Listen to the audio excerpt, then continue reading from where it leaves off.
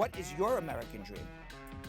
My American dream is for everyone to walk around freely and comfortable and not being afraid to show who they are. My American dream is to help my people from my community. My American dream is for people to be aware of different cultures and traditions and to be respectful of each other, of all those differences, because America is actually built by immigrants. We are all immigrants in this country. My American dream is to continue doing what I'm doing and educating people about who we are as Mexicans, what we have to contribute to this country, and we are part of this country. Let's not forget that. My American dream is for everybody to know that I'm not a bad man, that I'm really capable to do a lot of stuff in the best way possible, always with love, with respect, and with that passion that is a characteristic of us Mexicans. Everyone has a right to the American dream. Groundhog Sam!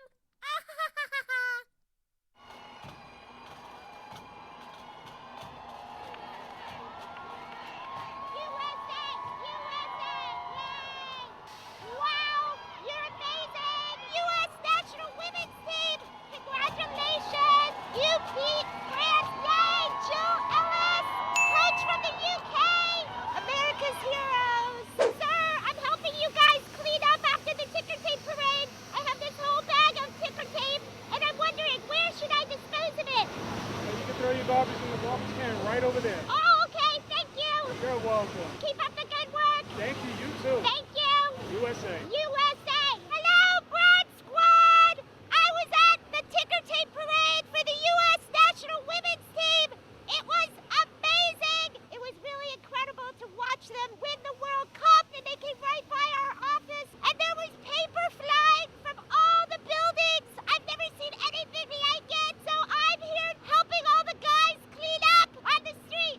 Well, I'm gonna go bring this into the garbage truck, and then my job here will be done for the day. Before I go, now is the time that you have all been waiting for.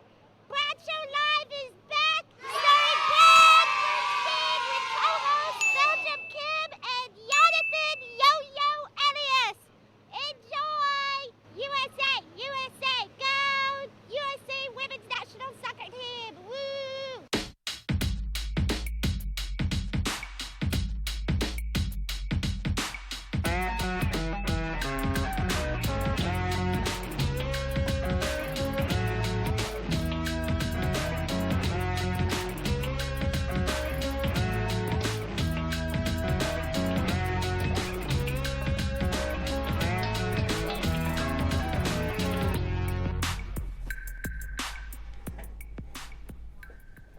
Hello, everybody! I was just playing with my telephone, and it is July 15th, and we said it was going to be a perfect show today. It was a perfect day outside. It was beautiful. It was very sunny. We had a very busy day here in the office because a lot of crazy crap is happening around the world. Yeah. And we got into our studio at 5:25. Yes, we did. Jonathan, me, Belgium Kim, there they are, Pat Rice, Ready. Jilly Ready. Bean, Julia the TriCaster guy, Right. Coolio, Yep. Party Rock, Yep. Jenny from the Cubicle.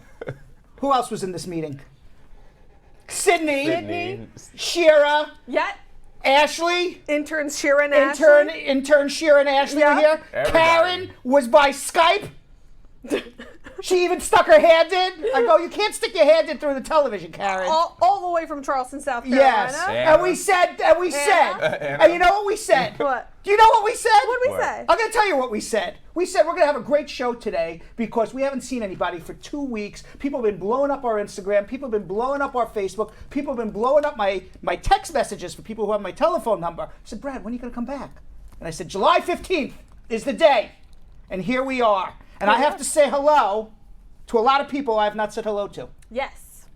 Firstly, Including us. Belgium Kim and Yonathan Yo-Yo Elias. How are you? There. Oh, you guys, right?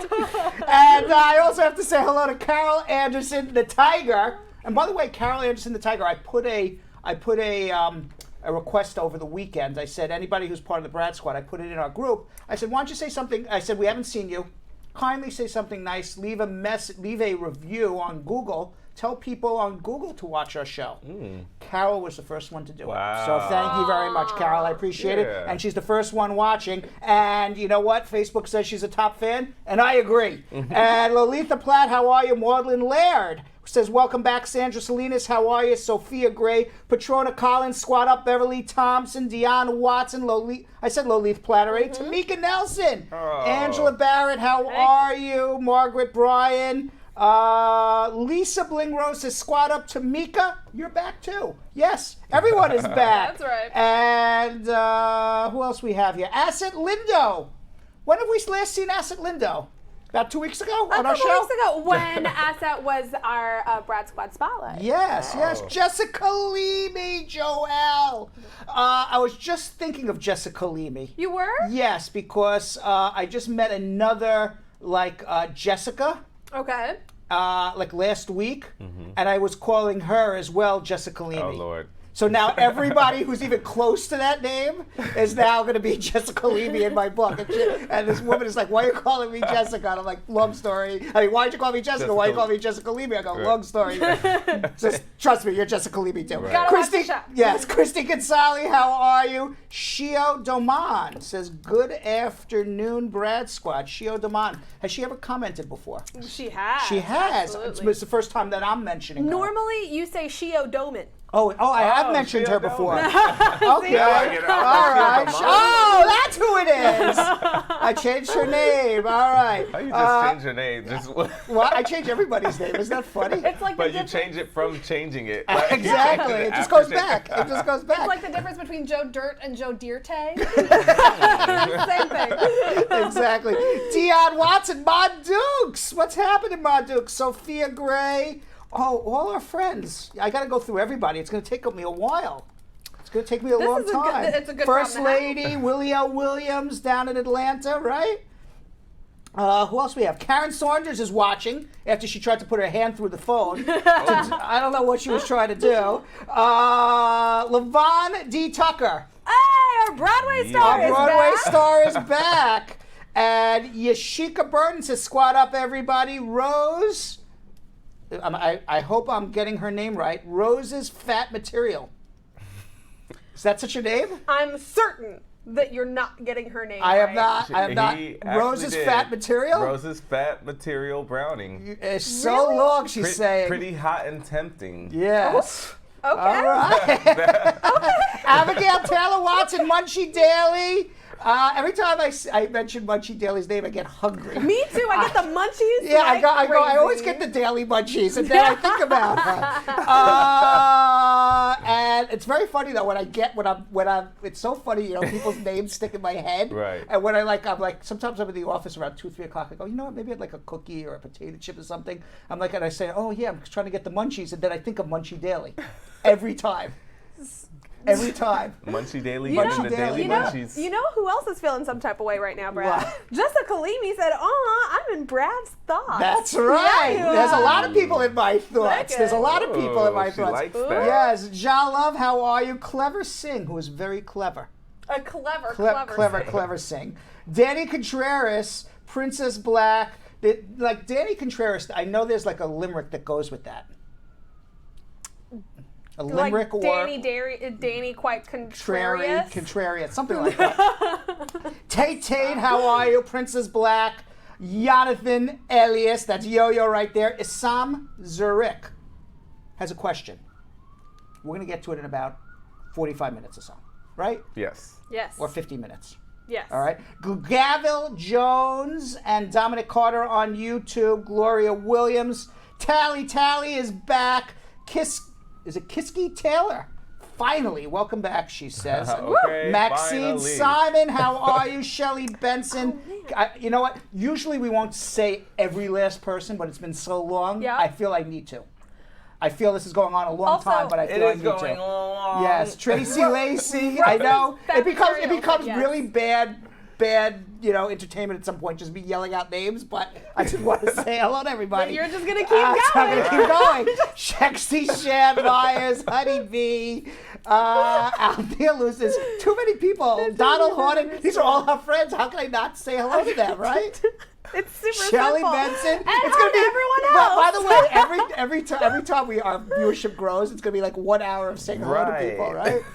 And everybody else. And by the way, There we go. by the way, I have somebody to introduce you to. Okay. All right. His name is Kanoy British, Yeah. better known as DJ Killabuzz. He is in our Brad Squad Spotlight for today. He was born, Kanoy was born in Jamaica, but he now has been living in New York since 2013. He has Hey. 2 daughters named Chloe and Kylie. Whoa. Whoa. Hello. Hello. And he has a granddaughter named North. No, I was about to say You no. so extra. No, You so that's extra. But it has a beautiful wife, Shadeen. Now, when Kanoy isn't an avid Bradshaw Live fan, a devoted husband and father to Chloe and Kylie, he is mixing some sick beats as a DJ. We knew he was a Whoa. DJ That's Killer right, Buzz. DJ And he Killer does Buzz. not, and he does not, by the way, he doesn't kill the buzz. He makes the He buzz, makes the right? buzz, Right. Now, yeah. Kanoy heard about our show through his stepdad in 2014. He started using my advice to navigate the immigration process until he was able to hire Spar and Bernstein to represent him. Oh, yes. Yes, and by the way, whoever writes these cards for the future, please put it in the first person, not the third person. What do you Everything is in the third person here. If I'm reading it, like for example, it says, like, Kenroy heard about Brad, I'm Brad, so it should be Kenroy heard about me. That is so extra. That is extra too, right? Everything meeting. is in the Welcome. third person here. All right. Welcome to our production meeting. All right, so Yonathan Yo-Yo Elias, Belgium Kim. It's been a long time. Say hello to everybody. Please tell them how to share. Please tell them how to become a member of the Brad Squad. And maybe we'll stay extra tonight and do some extra stuff for Brad Squad for tomorrow. Ooh. What do you think? I don't know about that. Yeah. Maybe. I don't know. Yonathan's like, is there something a little extra in my paycheck to do that? Okay, listen. Production meetings. Well, you guys won't find out until you guys actually join the Facebook fan page. Okay, you guys have to join the Brad Squad group. We will put the link in right now. And what you guys get are so many incentives, other than, of course, seeing the show on our real page and on YouTube. But in our group, you will get the chance to get your first 5 questions. So the first 5 people that comment and put their questions in the group, you guys will get the first 5 questions when we do our social media check-in. So that's a big incentive. Not only that, but you also get, like Brad said, different content that we are gonna put in the group's page that we will not put in our other pages. So we won't put it on our Facebook Offices of Spar and Bernstein page, and we will not put it on our YouTube page. We will only put it in this group. So you guys will only get these, and it's gonna be gems. They're gonna be gems that you guys get. And also, of course, you guys get to ask us anything in that group. So we will do a little game and a little video of answering questions, personal questions, if you have any personal questions for us. And now on Facebook, we need you guys to share. Now, we have not been on for what? How long? Almost 2 weeks. A week and a half. Almost 2 weeks. A Way week too and a long. half.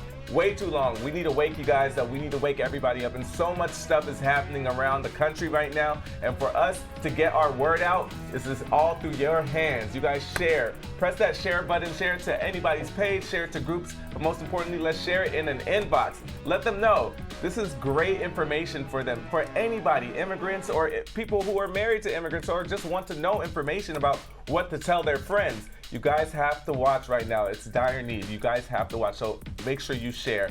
All right. And also comments. We need you guys to interact. We love to hear everything that you guys have to say. And also, of course, we want you to put your social media questions in there as well. Now, like, love, smiley face, sad face, wild face, mad face, whatever you want to or feeling. Make sure you put that there. I think Julian's telling you that's enough. What are we doing on YouTube? Oh, you know, like when they shut off the music during the Academy Awards. For a while, so I gotta let you know. YouTube, I'm gonna be a lot nicer to you guys. It's super simple. The first thing we need you to do is subscribe. Just hit that subscribe button. That's one button.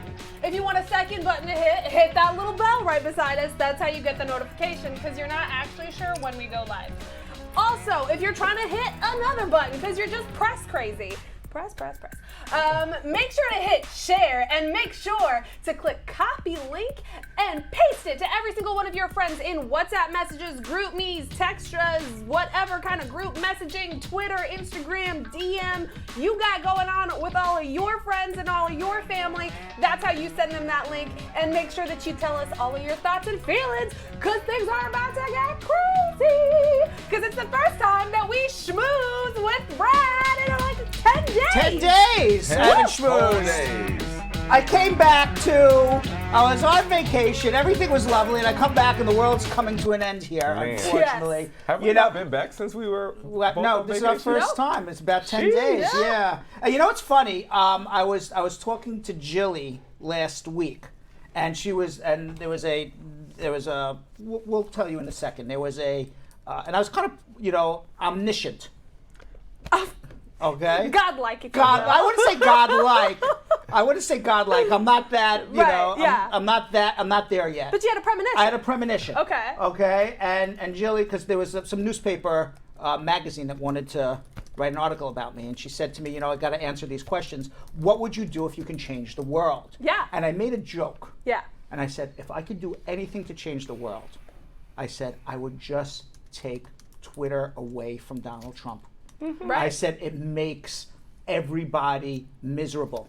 Yeah. I said that would be the easiest thing in the world is take his phone away and he can never go on Twitter again. I don't have to hear this man's voice. Mm-hmm. Yes. And unfortunately, this weekend, actually, and Sunday going in today, he was tweeting one of the most racist things. Excuse me, let me take that back. The most racist thing that an elected official in my memory, in my lifetime, ever said. Wow. Okay? He writes, it is so interesting to see progressive Democrat congresswomen who originally came from countries whose governments are a complete and total catastrophe, the worst, most corrupt and inept anywhere in the world, now loudly and viciously telling the people of the United States, the greatest and most powerful nation on earth, how our government is to be run. Why don't they go back and help fix the totally broken and crime-infested places where they come from, then come back, there's nothing funny about it, then come back and show us how it's done. These places need your help badly. Now, when you are telling somebody of color to go back to where they come from, a minority, a person who, first of all, 3 of those 4 were born in America. There's nowhere for them to go. Wow. Right. Okay? Exactly. And 1 was a refugee from Somalia. Right. Wow. All right? And it drew a searing condemnation from the Democrats.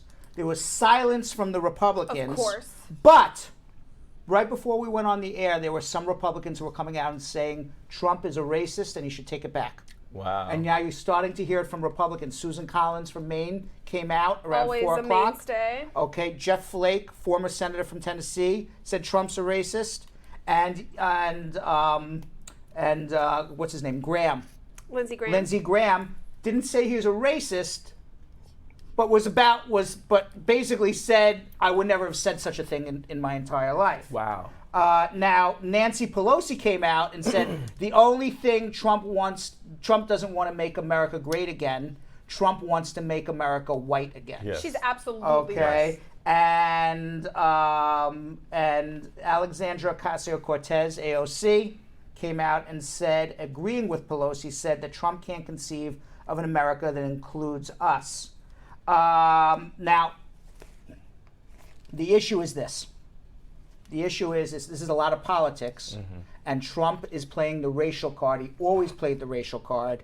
He may have gone over the top this time, too far. Yeah, because there's so many things that Trump has done. We especially lately, we've just kind of been laughing it off. But this has gone too far. But how is this worse than saying that there are good people on both sides of a KKK rally? How is this different? Well, it's different because you actually singled out 4 congresswomen who are women, who are women of color, and 3 of them born in America. And you're saying to them, I don't like your policies. Right. So instead of debating on the policies, and you may have a debate on the policies, I don't like health care for everybody. Wow. I don't like, you know, free education for people. Which is I respectful. like to give rich people tax cuts, and hopefully they'll spend money and it'll trickle down. Right. You know, that's the Republican That's right. economic theory. Absolutely. And you can argue that all day long. Right. Okay? But when you're telling somebody who is of another color, who was born in America, to go back to where they came from, they came from Detroit or New York, or where'd they come from? Okay? So it's the racial trope that because you don't look like me, you don't belong here in America. Absolutely. Okay? Absolutely. And as a result, and it's again what Nancy Pelosi said, it's make America white again. Absolutely. Instead of make America great again, which is we are the reason why. Okay? Why do you think the reason that American culture around the world, everybody wants to mimic American culture? It's because we are a conglomerate of everybody. Absolutely. Okay, if we were just a bunch of white people from Nobody would want to try to mimic American culture. Is you know. If it was all white, people, immigrants especially, would not be saying my American dream is. That's like saying my white dream is. Exactly. You know, this reminds me. This goes back in the day when. Civil rights movement and all that was happening, and they would tell the African Americans who were here from slavery, their ancestors were here from slavery, and they were telling them, go back to where you came from. When you had no place, There's no you place to never go. knew where you came from. That's right. So that's how ignorant this is. It's going right back to that era. And I'll be honest with you, I don't agree with everything AOC says. No. Okay, but me I'm not neither. telling her. I think she was born in the Bronx. She was born in the Bronx. She Okay, was it's my absolutely recollection born that she was born in the she Bronx. was. All right, there's nowhere for her to go. Yeah. She was born in Right. America. Yeah. She's as American as me. Yeah, she She's grew up in Westchester. Okay, she's as American as Yeah. me. All right, so to tell somebody to go back to where they came from because they're of a different color or a different nationality or a minority is absolutely racist. Absolutely. Okay, because he would not.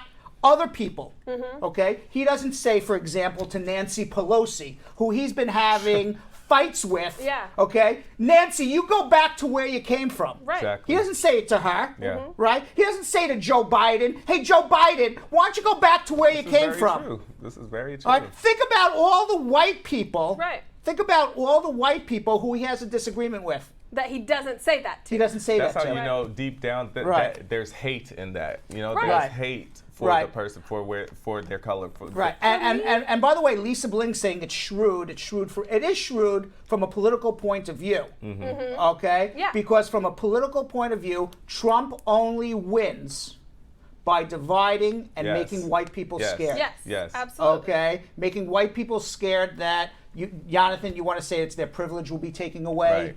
Or whatever it is, or maybe even Belgium Kim, you've said that too. Absolutely.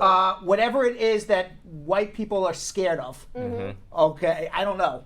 I don't know what I'm scared of. Okay, I'm just thinking about it. I'm like, what would I be scared of? Okay, but whatever it is that other people may be scared of, that's what he's doing. Absolutely.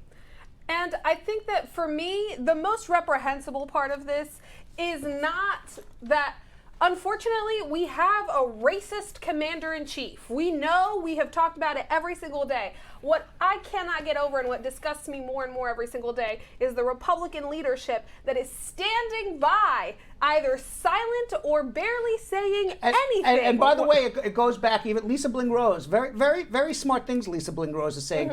I didn't even think about it, but yes, he even said Obama should go back to Kenya.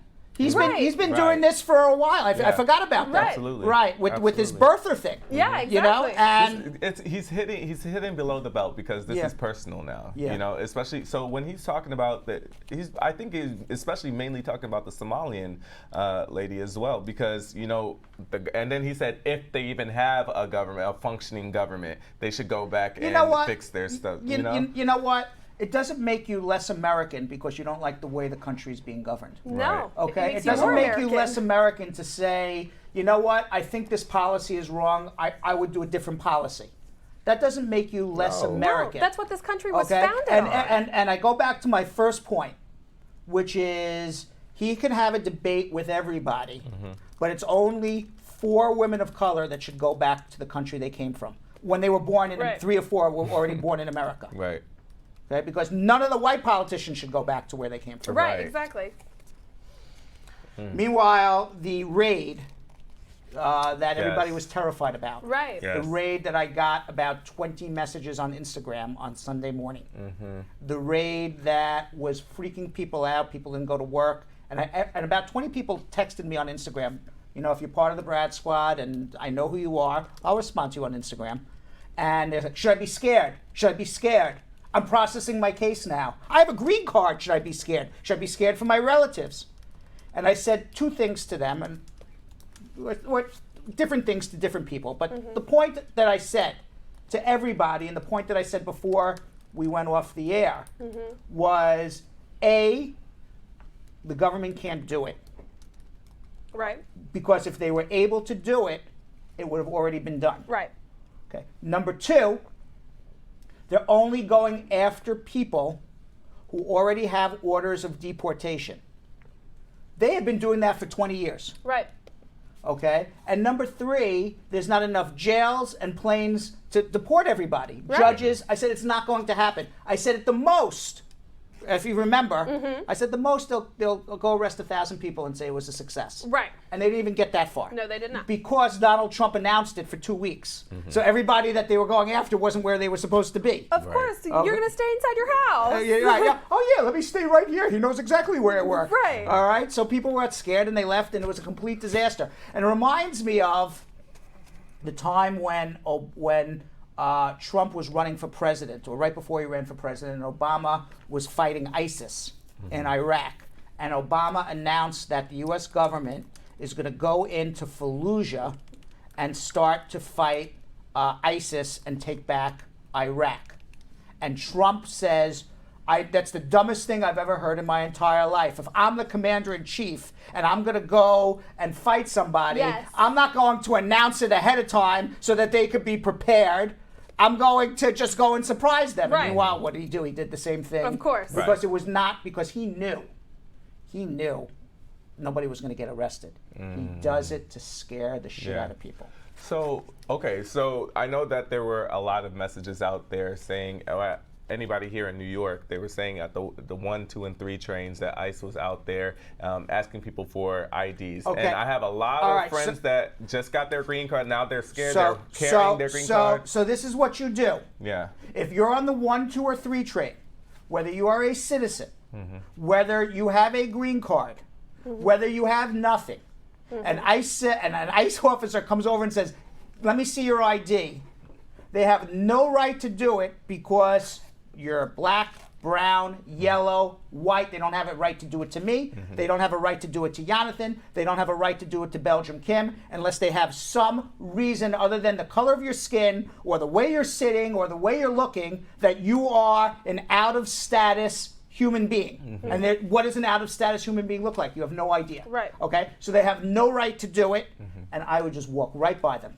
Okay, good. Because Well, I would need you to let them know ignore that. them. My advice is ignore them and walk right by them.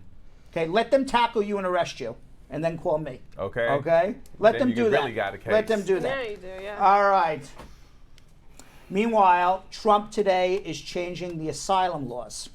It's just like a disaster what's going on, what we Yeah. came back to. All right. So now the United States, which is supposed to be the country of freedom, the beacon of hope, give us you're tired and you're wretched and you're poor. Right. Okay, now says that if you traveled into a third country before reaching the shores of America, Right. you are no longer eligible for asylum.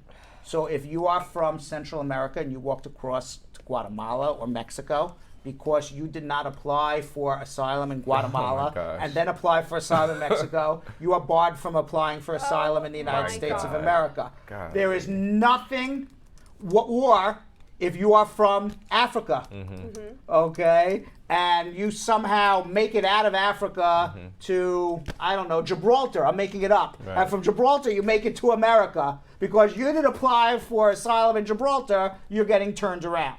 So how about these people like refugees. So like how my family came from Ethiopia, they were refugees in Sudan. They had literally had to escape Ethiopia at nighttime. Well, because those are of two a different. war. Those are two different things. Being a refugee and applying for asylum are two different things. So when you are a refugee, you are a stateless person, and you are applying for refugee status at a U.S. embassy in another country. Okay, perhaps that's what your family did. Right. Okay, they're not applying for asylum at that embassy. They're applying for refugee status. Got you. To apply for asylum, you got to make it to the shores of America. Right. Those are two different concepts. Well, I'm Okay, saying if they were right. refugees in Sudan and then they made it to America to Well, apply for asylum. If they were refugees and they didn't apply for a refugee status at the embassy, and then they were refugees in Sudan, and then they made it to a neighboring country to get out, to get an airplane out, Right. then they wouldn't get asylum. That's what I Right. mean. They wouldn't get under. Now that is absolutely illegal. It's unconstitutional. Right. It's against every convention and treaty the United States has been part of. It is against the Constitution of the United States of America. It is against every regulation and law Congress has made. Wow. And Donald Trump just can't make Wow. an executive decision to overrule 150 years of asylum law. That is insane. Okay. So That man is I am definitely making so his mark in so this I am industry. sure, I am sure of it, that either the ACLU or some other immigrant rights groups will be bringing lawsuits against Donald Trump and his administration within hours, days, a week to put an injunction to stop it. It's another case that'll go all the way up to the Supreme Court and back. So as of right now, I assume that's going to happen. Asylum law is going to stay the same for years until it makes it to the Supreme Court. That is crazy.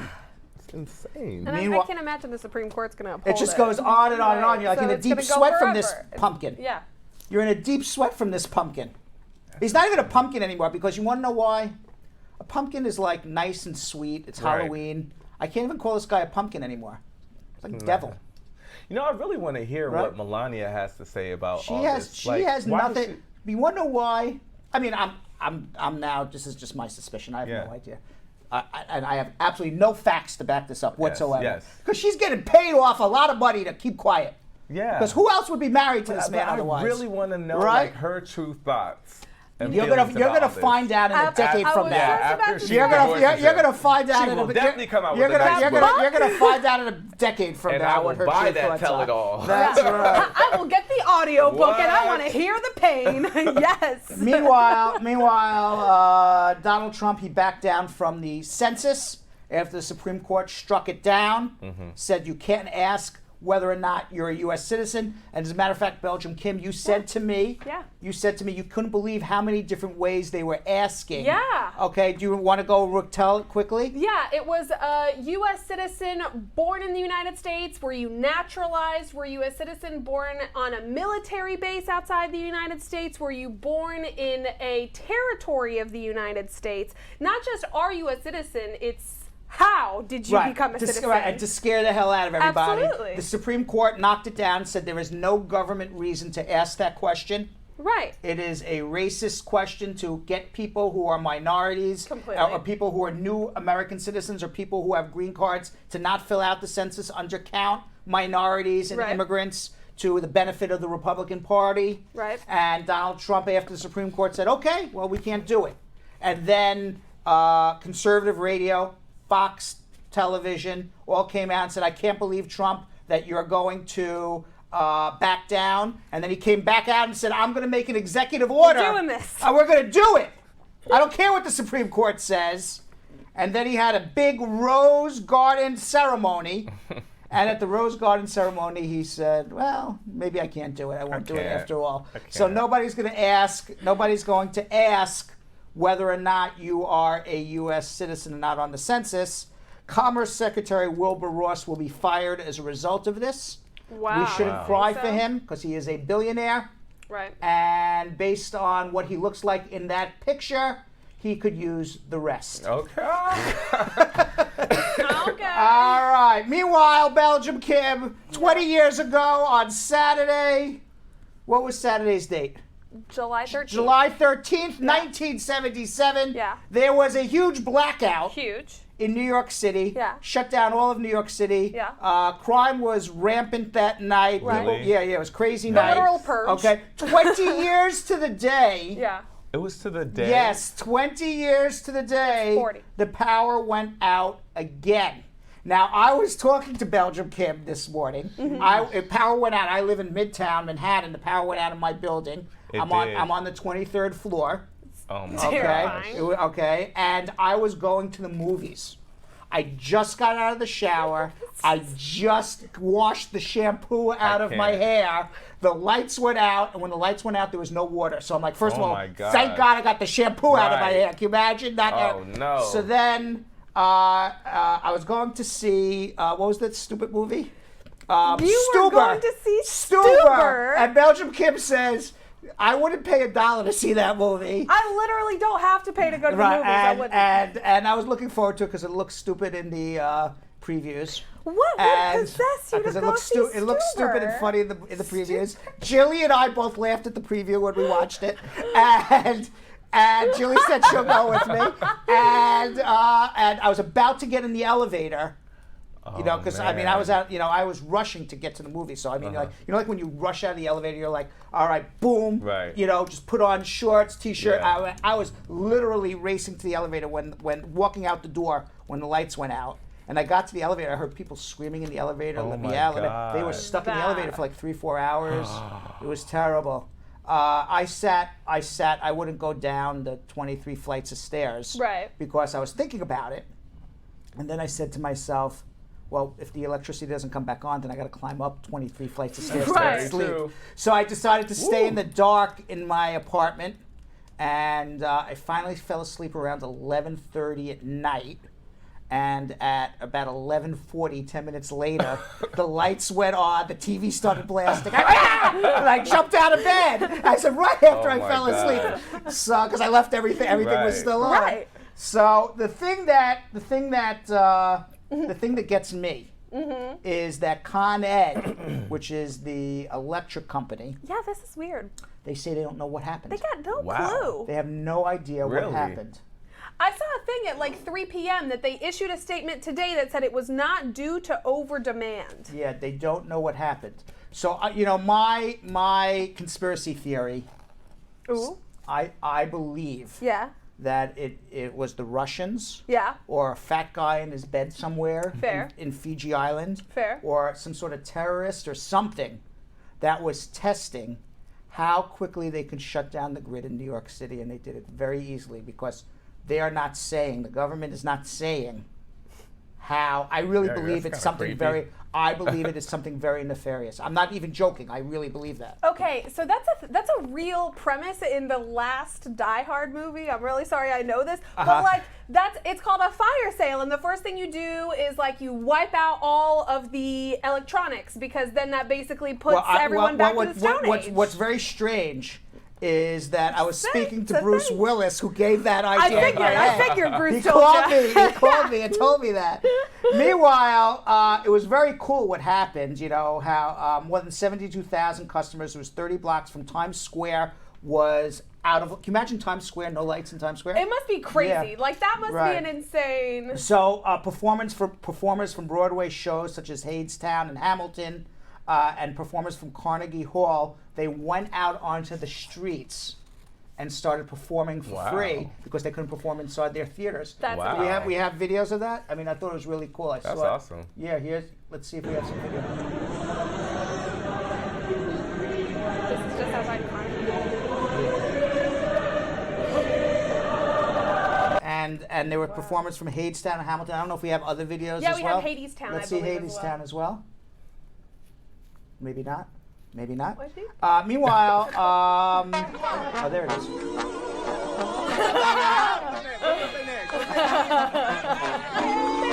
Yeah, it looks like you're in New Orleans there for a Yeah, second, right? seriously. Yeah. Meanwhile, people took to Twitter, and some people had some funny things on Twitter to say about this.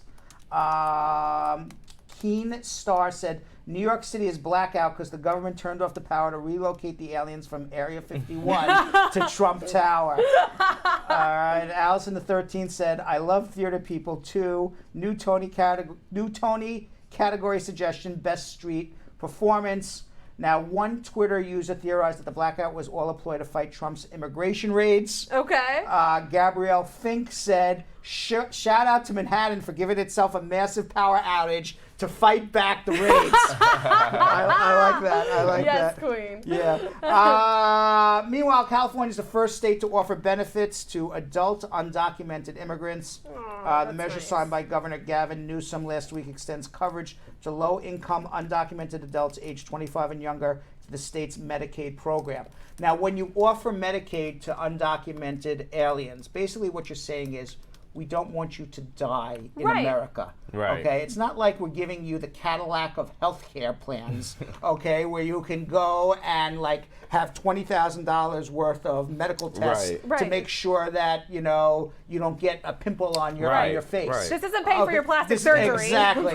This is like, you know, we don't want people to die. Yeah. Okay? So when, you know, when somebody says, it's all about how you phrase things. Okay? So when somebody says, do you think people who, and they call them people, illegal aliens, people who commit crimes because they're illegal in America, do you think that they should have the government pay for all their medical benefits? People are like, hell no. That comes out of your taxes. It comes out of your taxes. But if you say, you know what, somebody who's working here and contributing to the economy, and they don't have documents to prove they're here, but they're contributing to the economy. Do you think that it's fair that if they get terminally ill or really sick that they should die in the street? No, Exactly. Right. Because that's what this is. Of course. Exactly. And to be clear, the uninsured, whoever they are, put more strain on the Medicaid and Medicare systems than the insured do. Because yes, but also because they're going to go to emergency rooms. But also, it's just the way that they phrase it, Right. and turns people off. It's like this goes back to the same thing. You know, are you in favor of the death tax? Or are you in favor of people who die who are worth over $10 million from sending all of their money to their relatives tax-free? Right. Okay, it depends on how you phrase it. All right, because I'm not in favor of people who have over $10 million giving all of their money tax-free to their relatives while everybody else is suffering. Right. No, I'm not in favor right. of that. No, you're right. Okay, but if you sell somebody, are you in favor of getting taxed when you die? No, I'm not in favor of getting taxed when you die. So it all depends on how you phrase everything. Meanwhile, this I just found out 2 minutes before our show. Joe was showing me. Okay. Okay, the woman on American Airlines, Jamaican lady. Yes. I didn't know about this. Jonathan, did you know about this? I Kim didn't. knew about it. I did not. Jonathan didn't know about I it. have some I things to bet say. you some of our Brad Squad knows about this. American Airlines, they apologized to a Texas doctor. She was boarding from Kingston, Jamaica, Dr. Tisha Rowe. She may be Jamaican American, or maybe she was just in Jamaica, or maybe just American. She was traveling to Jamaica. I don't know. But either way, she was en route from Kingston, Jamaica to Houston when a flight attendant told her to cover up because she was showing too much skin. And I said to Joe, what? What is she showing? What? Right. What is she showing? That is a romper? I don't know. She was traveling with her 8-year-old son on June 30th when she was asked to step off the plane because of what. Now I want you to go on Kim. Kim is showing more skin than that woman. That's true, I am. All right, now go back to the picture of that woman. You got a strap right here. Go back to the picture of that woman. I think Kim is showing. Well, nope. You have a strap. I've got a slight strap. That's about it. I do have a strap. Okay. So once off the plane, she was told to cover up or she would not be allowed back on the plane. Wow. Now, after failing to change the crew's mind, she asked for a blanket, wrapped it around herself, and then walked down the plane's aisle to her seat. Now, American Airlines rules state only passengers must dress appropriately, and bare feet or offensive clothing aren't allowed. There's nothing offensive. There's absolutely, and I will tell you, I like to play devil's advocate. There was absolutely nothing offensive about that whatsoever. I'm gonna tell you, this is the problem I have with that.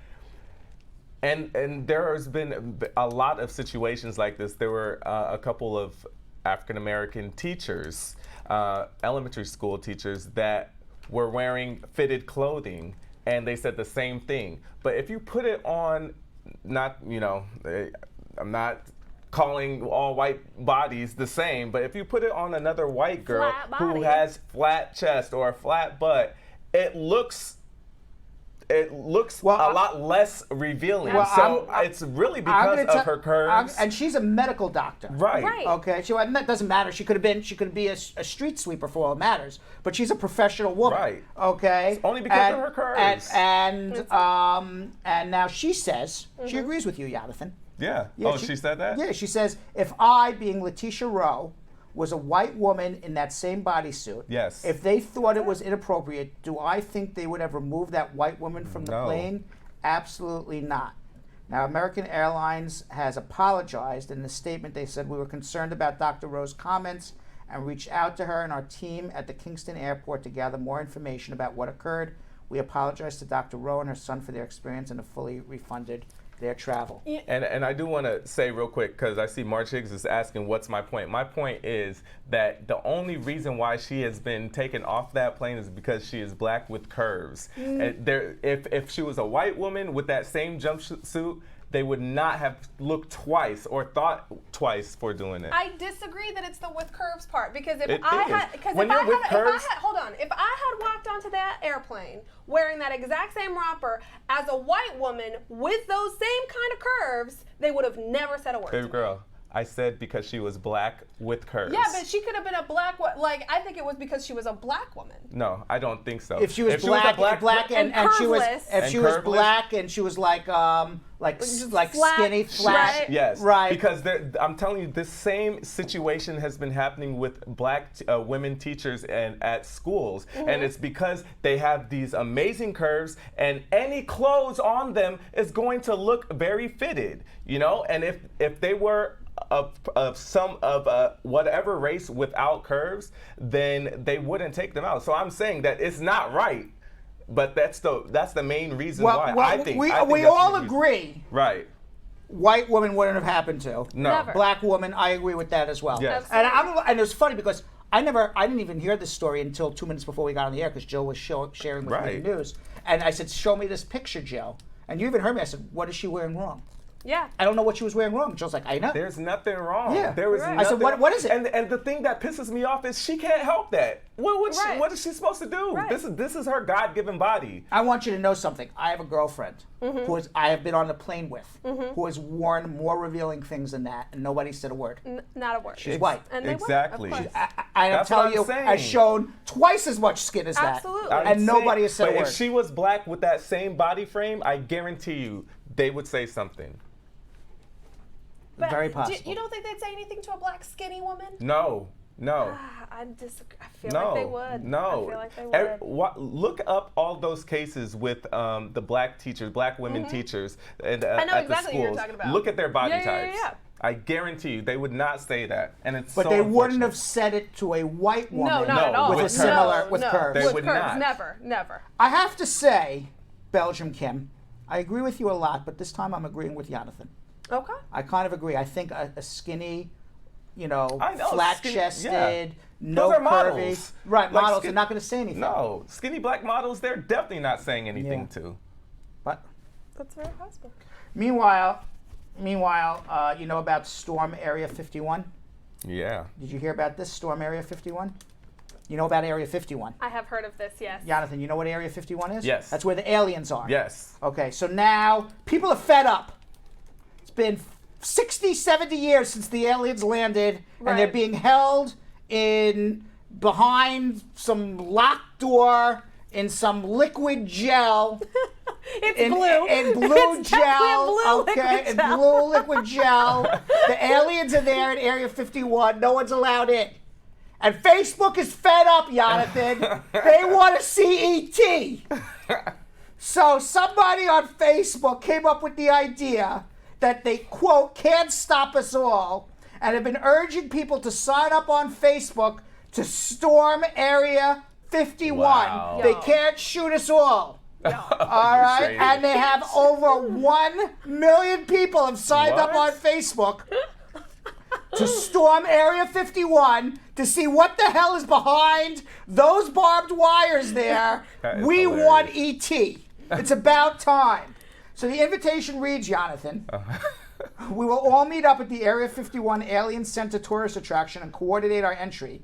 We can move faster than their bullets. Let's see them aliens. Y'all, faster than their bullets, though. Now, at Area Memes 51 shared a training compilation as how to save the aliens. Do we have that? Maybe not. Wait, no, okay. Now, GA Followers tweeted. Wait, we have something. This is GA Followers. This is GA Followers. Okay. It says, me and my Area 51 alien reaching Georgia after a long drive cross country, showing an alien making a pit stop at none other than the legendary diner chain Waffle House. The event creators maintain that the whole thing was a joke. They don't want 1 million people to storm Area 51, but the U.S. Army's taking this not for a joke. They're not. And they are not. And they sent out a tweet, and I'm paraphrasing it because I don't have it here, but they sent out a tweet. Anybody would be shot if they tried to storm Area 51 because we're training people there. Is that what they Training. Training people. Training people. Oh, speaking of training. Yeah, speaking of training. Brad, is that That was the training? That was the alien rescue rescue training? plan? Where was that? Oh, that was what we couldn't show before. Can you show that one more time? I have to now look at it. I didn't know what the hell I was looking at. Can you show that one more time, Jill?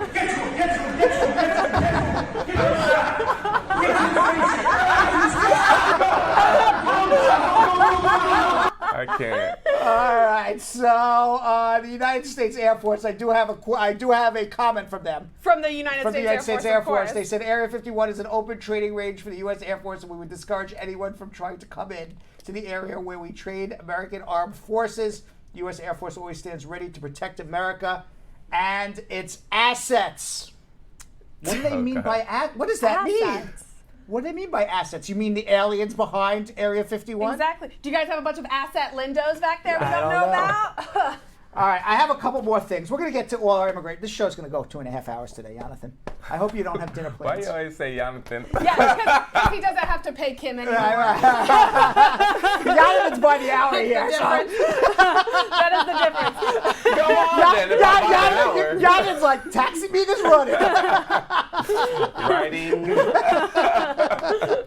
July 15th. There's just so much to cover here, Jonathan. It is. All right, one of the wackiest news articles I ever read in my entire life. What police force is this? The Liberty Police in Clay County, Missouri. Mm-hmm. They put out a tweet that said that if you are a robber and you are hiding, you shouldn't be farting. Yep. What? Yes. According to the Clay County Sheriff's Office over the weekend, the Liberty Police were searching for a person with a felony arrest warrant wanted for possession of a controlled substance. The suspect hid to avoid the police, but apparently got so scared he let out a loud fart, which gave up his hiding spot. The cops were quick to pat themselves on the back, saying, "We've got to give props to Liberty Police Department for using all of their senses to sniff out the Not perp." to sniff out. To sniff out the perp.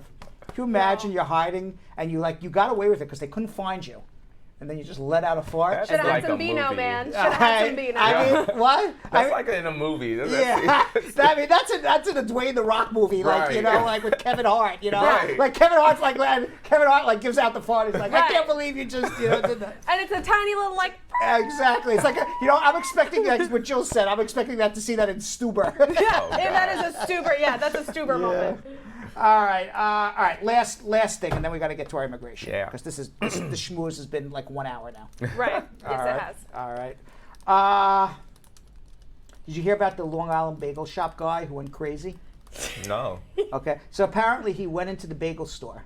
Mm-hmm. And he was angry. He was really angry because he's not doing very well on Tinder. Okay, let's watch what he has to say because he's so angry for not doing well on Tinder. Why is it okay for women to say, "Oh, you're 5 feet on dating sites? You should be dead"? That's okay. Go ahead and attack me, Jake. So apparently he was really angry because he keeps getting shut out of the dating world on Tinder because when they ask him how tall he is, he says he's 5 feet and nobody wants to go out with him. So the poor guy was really angry. He went for a bagel and he got into a fight with a guy who was like 3 times the size of him who just tackled him. He says, why is it okay for women to say you're 5 feet on dating sites? You should be dead. Meanwhile, the guy who tackled him is now pressing criminal charges against him. The 5-foot angry guy is pressing criminal charges against him. The guy who tackled him? And in a surprise turn of events, since this has gone viral, he now says he's getting a lot of dates. Of course. What a Absolutely. loser, moron. Yeah, you absolutely. are a liar and a loser, Okay. and there is no way any self-respecting woman would dare be with you, and it has nothing to do with your terrible height. Maybe it has nothing to do with. dates Maybe it has now. nothing to do with that he's 5 feet. Yeah, he's It's just a horrible possible. human. It's possible that it also has something to do with that he lives out of the back of a van. Oh man, what a winner! All right, What so ladies. I don't know if it's his 5 feet tall or he lives out of the back of a van. God. The man lives in a van. I feel Maybe bad. if he I got feel an bad, apartment though. and not a van. Wait, but do you I feel remember? bad. Do you remember that guy that lived in his van that we talked about? That was like saving all that money on his rent, and he had turned his whole van into kind of a nice apartment in the city. Yeah, Remember and that was in San Francisco, Yeah. right? He was parking. That was about a year ago.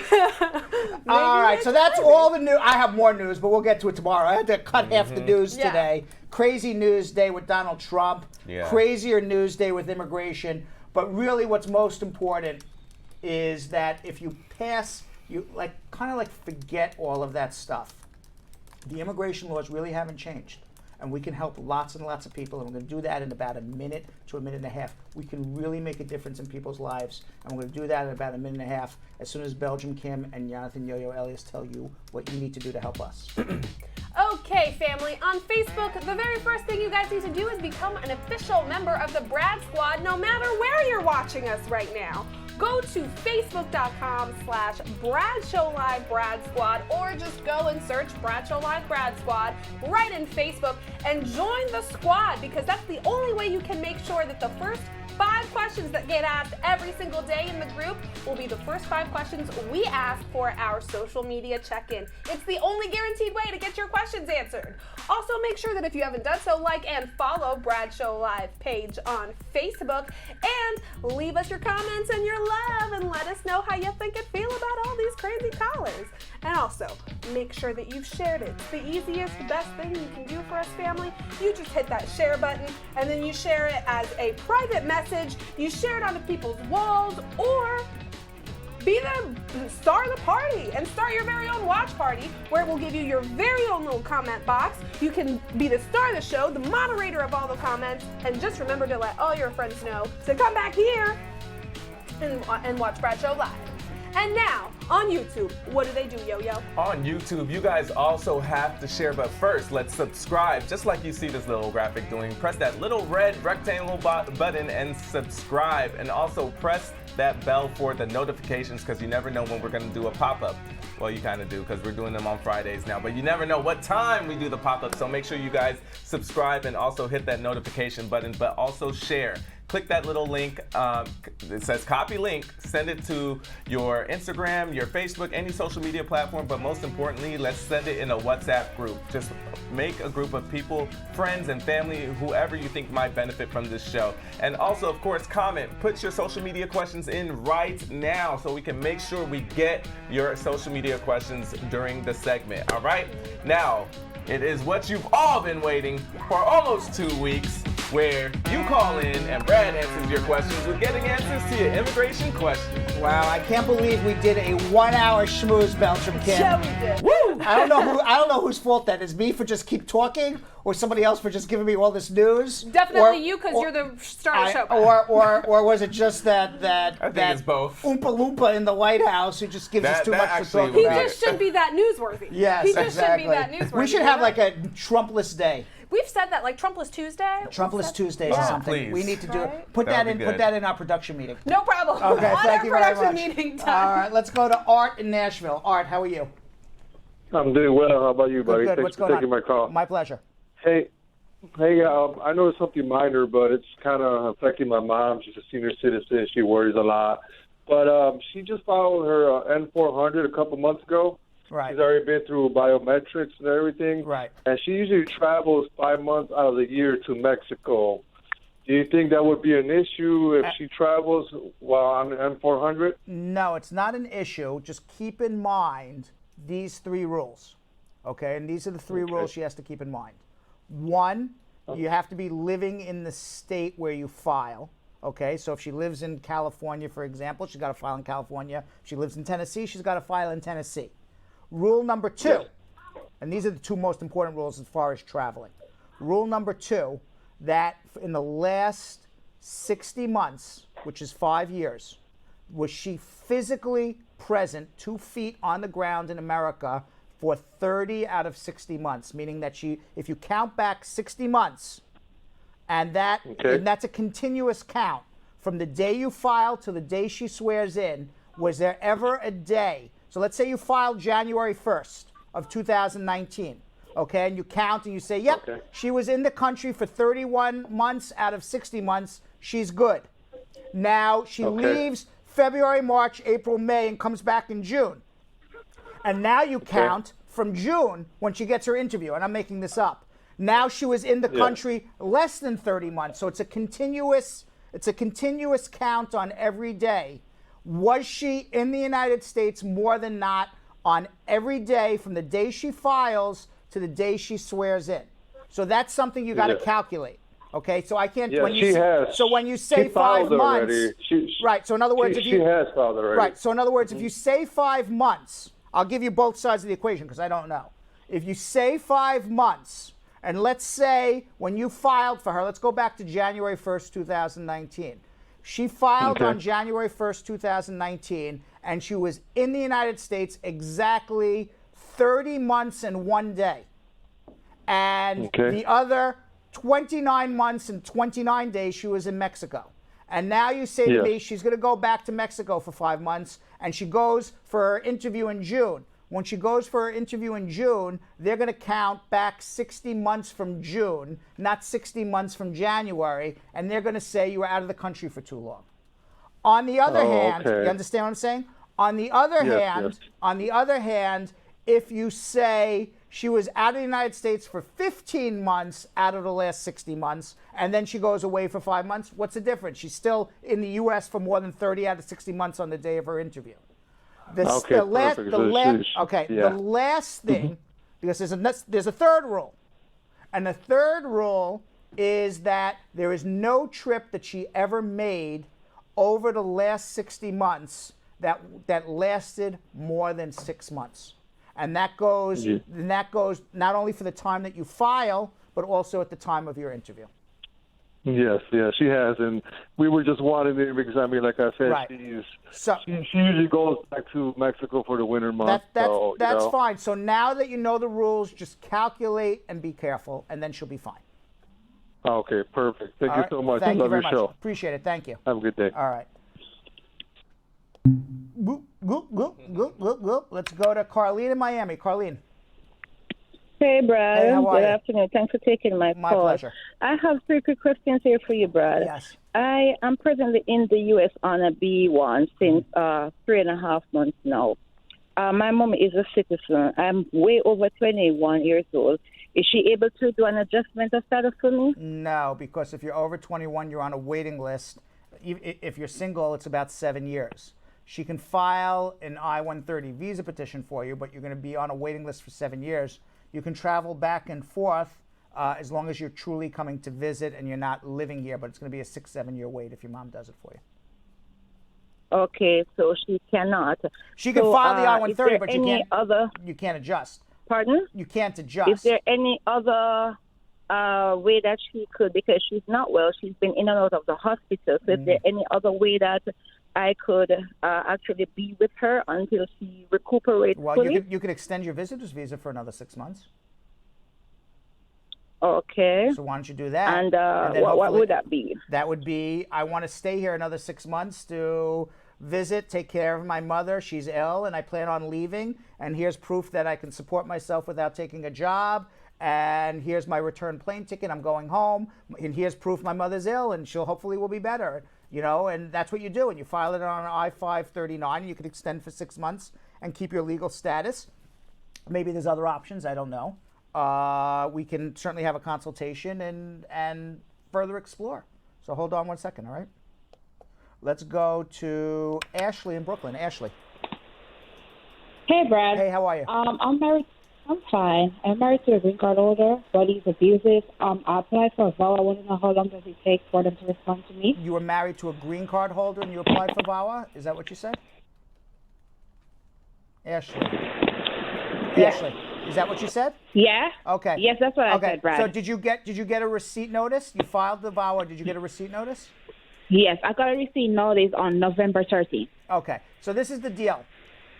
When you are filing a VAWA based on abuse by a permanent resident, you're considered in the F2A category. You're not an immediate relative, so you can't file your adjustment, and they're going to take longer to process your case than somebody who was abused by a U.S. citizen because you're still on a waiting list for about 2 years, 2.5 years to get a green card.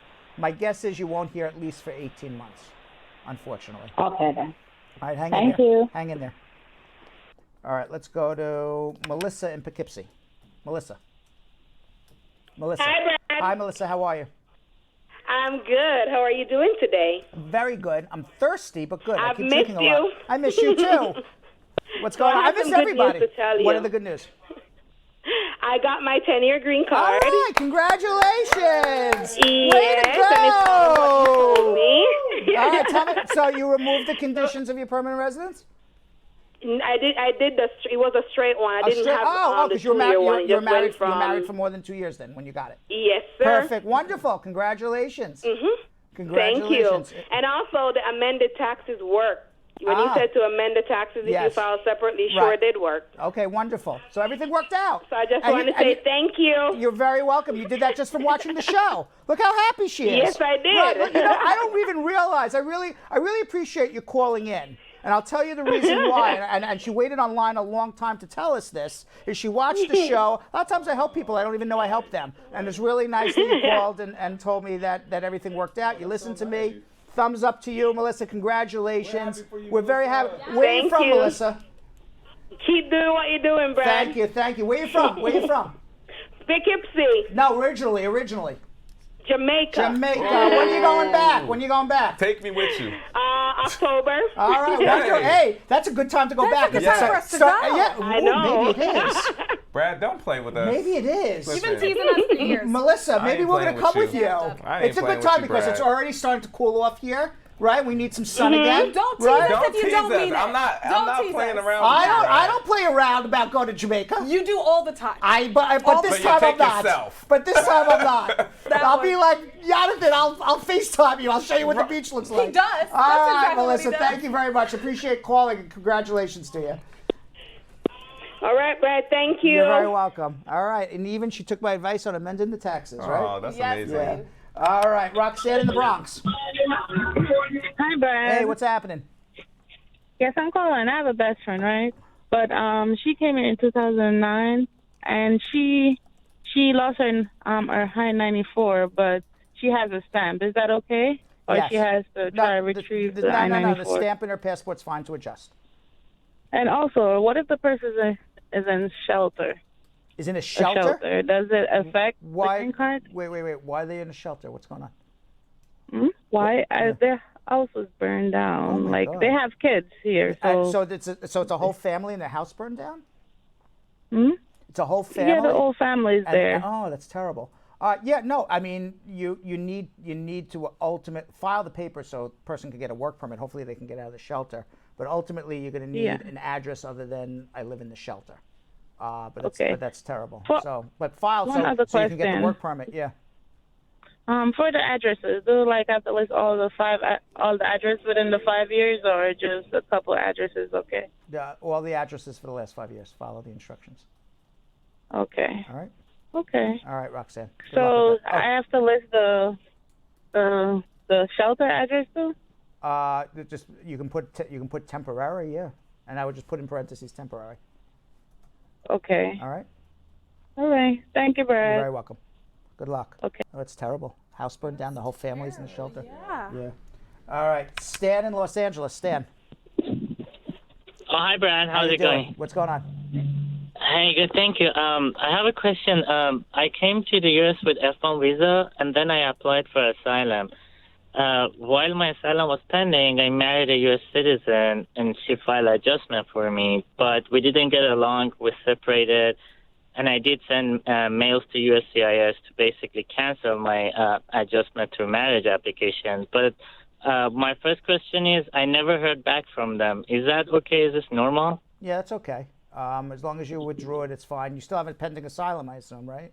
Yes, but then, actually my asylum recently got approved. Oh, so basically I win the asylum. Congratulations.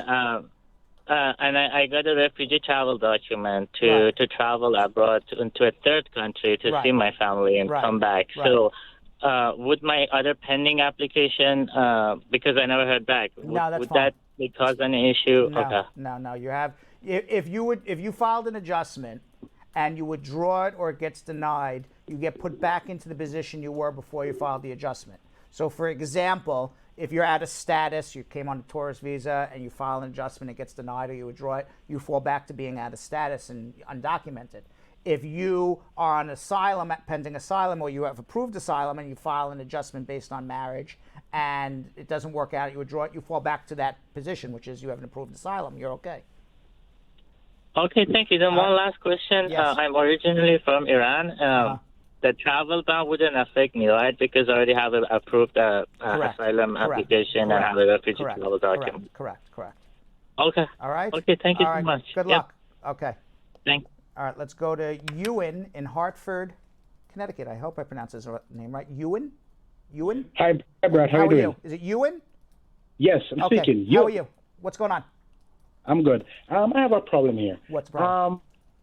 I came to the U.S. and I married a U.S. citizen, and my interview was last month, the 26th of last month. Mm-hmm.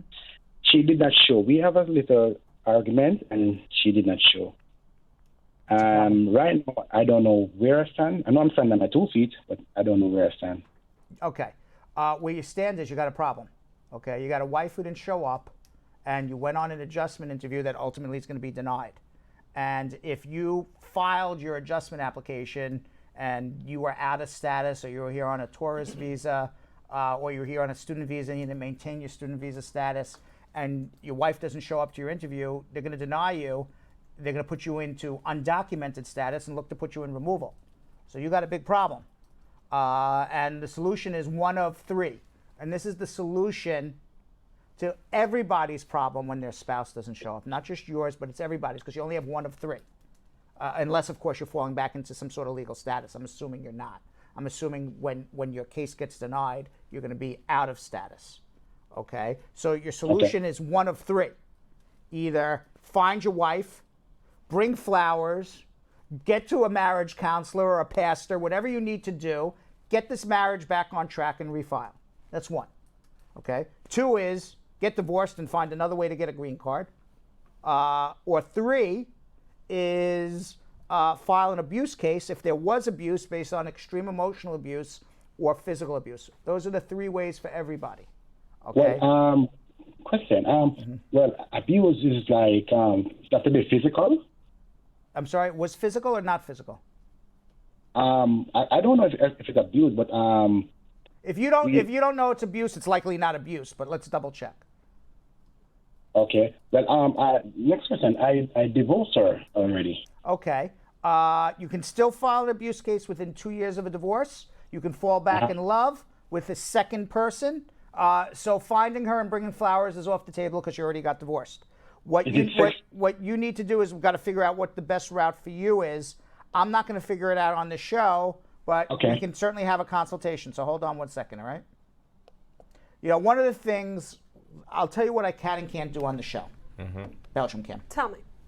What I can do is answer your immigration questions. Yes. What I can't do is solve your life. That's true. Yeah. Okay, that requires actually being a lawyer and sitting down. That's true. All right, continuing on, let's go to Michelle in Brooklyn. Hello. Hi, Michelle. Hi, Brian. Good evening. Good evening. What's going on? I have a question to ask you. Yes. I do my fingerprints already. I do my biometrics. No, I do my fingerprint and I do my medical. I want to know if it's safe for me to travel on the road. On the road, you have a pending Yes. adjustment. It should be pretty safe. No, I don't get any answer yet from them. I'm just waiting for them to answer me. But you have a pending. You have a for my interview. You have a pending adjustment of status. Yes. It should be pretty safe, but they still have the right to put you in deportation until you get a green card. But all else equal, you should be okay. Huh? All else equal, you should be okay to travel within the United States. You shouldn't have a problem, but travel with your receipt for your adjustment. But just because you have an adjustment application pending doesn't mean you can't run across some cruel immigration officer who puts you in deportation. Okay. If you're in a bona fide marriage with a spouse, even if they put you in deportation, ultimately, certainly if I'm your lawyer or Sparn Bernstein your lawyer, you're not going to get deported. But you don't want to go through that process. No. With all that being said, nobody can give you a blank. It's only safe to travel in America when you have a U.S. passport, as far as immigration is concerned. Okay. Okay. But short of that, I can tell you, I'm 99.5% certain you're okay to travel with the United States. I can never give you a 100% because you run into crazy immigration officers sometimes. Okay. All right, but enjoy your life. That's what I'm telling you. Go travel. Okay. All right? Thank you so Okay. much, Brad. All right. Thank Okay, you. you're welcome. Thanks. All right. All right. Let's go to Rachel in Dallas, Texas. Rachel. Hi, Hi, Brad. Rachel. Thank How you are for you? taking my call. My pleasure. Okay, real quick. My father was deported after 51 years being in Dallas. Obviously, he was charged with possession. It was a felony. And he has been in Mexico now for 20 years. And we have been supporting him from here to live there. He has no family there. He came here as a child, 7 years old, married my mother, and we're just trying to see if there would be a application for permission for reapply to come back to the United States, or because of this charge, is he pretty much not going to be able to do something like that? How many different charges in life did he have? He had the possession, and then he re-entered in 2008 and was sent back with that re-entry charge. Right. Okay. So now my next question is the possession charge, when did that happen? And he was charged in 1999, convicted in 2000. And that was his only conviction ever? Felony, yes. Felony. And where did this happen? Hello? Rachel? What happened to Rachel? Oh, I was just getting to the heart of it. I know. Rachel, call back. We'll finish meat up. of the situation. Yeah, we'll finish you up, Rachel. Call back, please, all right? Let's go to you in Dallas, Texas. You fam. Hello? You fam. Hey, what's going on? What's going on? Not too bad, not too bad. I just have one question. What? I'm gonna keep it very short and simple. My wife is here on a K-1 visa. Got here November 2018. We already did the fingerprint. The biometric. Right. And now we're scheduled for, I guess, the green card interview. Great. It's shown at the USCIS site for June 26th. Great. Awaiting. So what's your question? Hello? Yeah, what's your question? Yeah, my question is, ICE came to my house. Why? I have no idea. You're a U.S. citizen. Yes. And what did an ICE officer leave a card? Who saw them? Yeah, they Who left saw a them? card. Who saw them? They left a card. I'm not sure who called them. I said, what did they say? Were they there to investigate the bona fides of your marriage? That would be you. No, it was about the I-94 being expired. It was about what? The I-94. But you got married and filed an adjustment. Yeah, we got married before 90 days, and there would be no reason for them to come. That makes no sense then. Yeah, so I was scared for my wife because I was at work. Where's she from? She's from Nigeria. That makes no sense to me. And this is in Dallas? Yes. Okay. When did ICE come? ICE came, I believe, July 2nd or 3rd. Okay. And so she was not there. Who saw them? You did? No, she was there. She was at home. I was at work. Okay. So what did they say to her? She was like, "Oh, we noticed you're here on a K-1 visa, and did you get married? Did you get married before 90 days?" She said yes. They left a card, told her to come to the ICE station, I guess, to the office the week after, and they was kind of threatening her that like she's gonna get arrested if we don't show up or get detained. And did you go? Yeah, we went. And what happened? And they took her passport and make a fingerprint. And make copies and say we have to return next month. And my wife told me that they're going to release her passport. Okay. So it's still confusing to me because we're doing everything legally. It's confusing to me too. I don't know the answer. The only thing I can think of off the top of my head is they had no record that you got married and they were coming to investigate because, maybe this woman's here past 90 days and you didn't get married. It's my only guess. I have no idea. But it sounds to me like you're doing everything right. It also sounds to me that you need a lawyer to figure out what's going on and get this straightened out for you. All right? So I don't have the answer, but we're going to call immigration if I'm your lawyer, and we're going to figure this out. So hold on one second, all right? Let's go back to Rachel in Dallas, Texas. Rachel. Yeah, sorry about that. I don't know what happened. I don't know what happened either. So last thing I heard was 2001, he has a conviction for drugs, and 2008, he tried to re-enter after a prior deportation. What was the drug conviction for? You told me it was felony. Was it marijuana, cocaine? Was it just simple possession? Was it possession with intent to distribute? What are we talking about? Yeah, he was at the wrong place, wrong time. Possession of a controlled substance with intent to deliver, yes. Okay. And you said that he came here when he was 7 years old. Yes, sir. And was his mother or father a U.S. citizen before he was 18? I believe so, which they're now gone, yes. Both mother and father were citizens before 18? They were citizens when they came over and got their papers taken care of. But, yes, before he was 18. Okay. So if that is the case, then the United States deported an American citizen. Because if he had his green card and was living in the United States before the age of 18 as a green card holder, and both his mother and father were U.S. citizens, then in fact he is a U.S. citizen by operation of law. He didn't need to get a U.S. passport. He didn't need to do anything. He's in fact a U.S. citizen. And if that is the case, then the U.S. government unlawfully deported an American citizen for 20 years. Wow. Twice. Wow. Okay. Now, were they supposed to get proof of that information, or did they? The U.S. government has the obligation to figure out whether or not they're deporting an American citizen or somebody who has a green card. It's the U.S. government's obligation to do it, and they didn't do it. If this is the case, now what we can do, and by the way, your father unfortunately is not the only person this ever happened to. Happens a lot. Wow. Okay, right. Happens a lot. And Brad, he worked here his whole life. He has Social Security. He paid the 50 years he was here. What we do is this, okay? We request from immigration proof of each of the parents' citizenships through what's called the Freedom of Information Act request. We get proof that he had a green card before he was 18, also through Freedom of Information Act request. We submit the Freedom of Information Act request and his birth certificate to the U.S. Embassy in Mexico.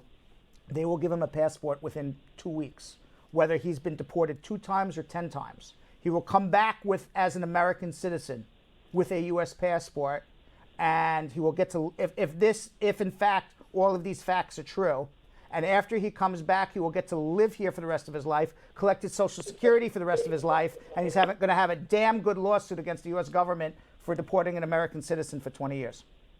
Wow. That is good to know. So hold on one second, all right? Okay, thank you. All right.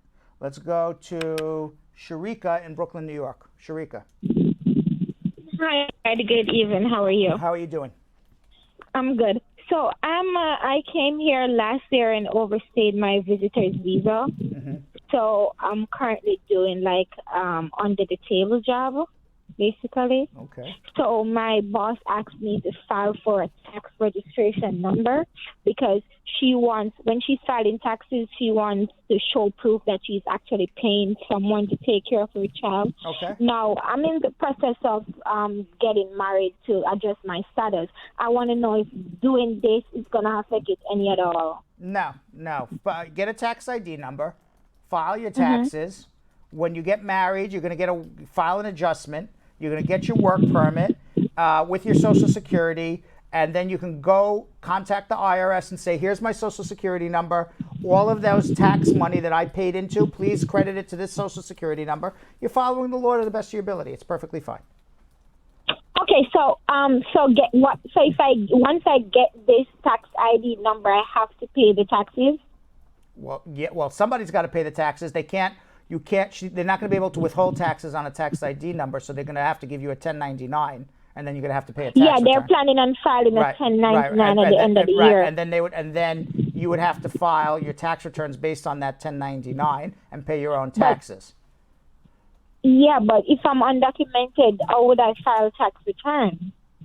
Just because you're undocumented doesn't mean you can't file a tax return. Just means you're I not. have no idea. Okay, so it doesn't. It just means you're not legal to work. Now, how stupid the law is they say just because you're not legal to work, but you do work, that doesn't mean you can't pay taxes. You're still supposed to pay taxes whether you're legal to work or not. U.S. government takes your taxes either way. That's what the law says. So that's why you get the tax ID number. Now, it costs a lot of money when you get a 1099. You're not getting taxes withheld. It costs a lot of money to file this tax return. Okay, but you're following the law. What I would suggest you do is this. Okay, you're in Brooklyn. I'm in New York. Let's make a consultation so you understand everything. Okay, so hold on one second. Let's go to Sam in Orlando, Florida. Sam. Hi, how are you? How you doing? Good, thank you. I have a couple questions. Recently, I got my 2 years green card, and I'm applying for a removing condition on the I-751. Right. But 2 months ago, I went to a doctor, and they gave me the medical marijuana card, and I didn't know there was a crime under federal law. I used it for like 2 months right now, and I don't know if it's going to affect me for removing condition or a long way in the citizenship. Well, it's only going to affect you for one of two reasons. Well, if you're removing the conditions, you don't have to take a medical exam. So there's no doctor who's going to say you're abusing drugs. And unless you are convicted of a crime of using marijuana, it shouldn't affect you. So okay, but I was convicted. I was charged, not convicted, for a possession under 30 grams. That was the only charge I've ever had. You were charged but not convicted. Is it because the case is? I took the diversion program. Then you're fine. Don't worry about it. Okay, so it's not going to affect me in my citizenship, or they're not going to ask about it, or my state won't let them know that I'm using medical marijuana? Those are three different things. One, it affects your citizenship because you got to show good moral character, but that should not cause a problem with good moral character. Two, they're absolutely going to ask for it because they're going to ask for every arrest. When I say don't worry about it, what I mean is you will get to keep your green card. You'll be able to travel with your green card. You're not deportable because you entered the diversion program. And I don't believe using medical marijuana means that you're a person of poor moral character. So I think overall you're fine. Overall you're fine, but it's a difference between me saying you're fine and they will never ask. Of course they're going to ask, but you're on the right side of everything. Yeah, since I didn't know and the doctor recommended it to me, so I was just following my doctor's order. Correct. So it doesn't make you a person of poor moral character and you don't have a criminal record. Okay, even this stuff is going online. They're saying it's bad. They will count it as a crime or stuff like that. It's not true? It's not true, but hold on one second. Okay. Hold on one second, all right? Okay. All right, let's go to Michael in Atlanta, Georgia. Michael. Hey, Brad. Hey, what's up? Hey, thank you for taking my call, man. My pleasure. What's on? I did my N400, and I'm supposed to go for an interview. However, I live in Atlanta. They send me to Alabama. That's for weird. the interview. But did you do your citizenship from Atlanta? Yes. Okay, so I think you got to call immigration. Say there's a mistake. I don't live in Alabama. I live in Atlanta. I did, and I called them, and what they told me was that it's so much going on here, so much they're so backed up. full here with backed up, right? So they're shipping to the nearest. So do you want to go to Alabama, or you want to go to Atlanta? Because if you want to get your citizenship over with, then fly to Alabama and do it. If not, then tell them it's not fair for me to go to Alabama and I want to reschedule in Atlanta. I mean, you could do that. It's out of jurisdiction. It's up to you. Okay. But it's nothing fishy about it other than. Well, it's a little fishy. It's a little fishy, but maybe that's what they're doing now. Okay. You're the first I have ever heard that somebody who lives in the city of Atlanta gets their citizenship in Alabama. Have I ever heard that before? No. They're scheduling you for Alabama.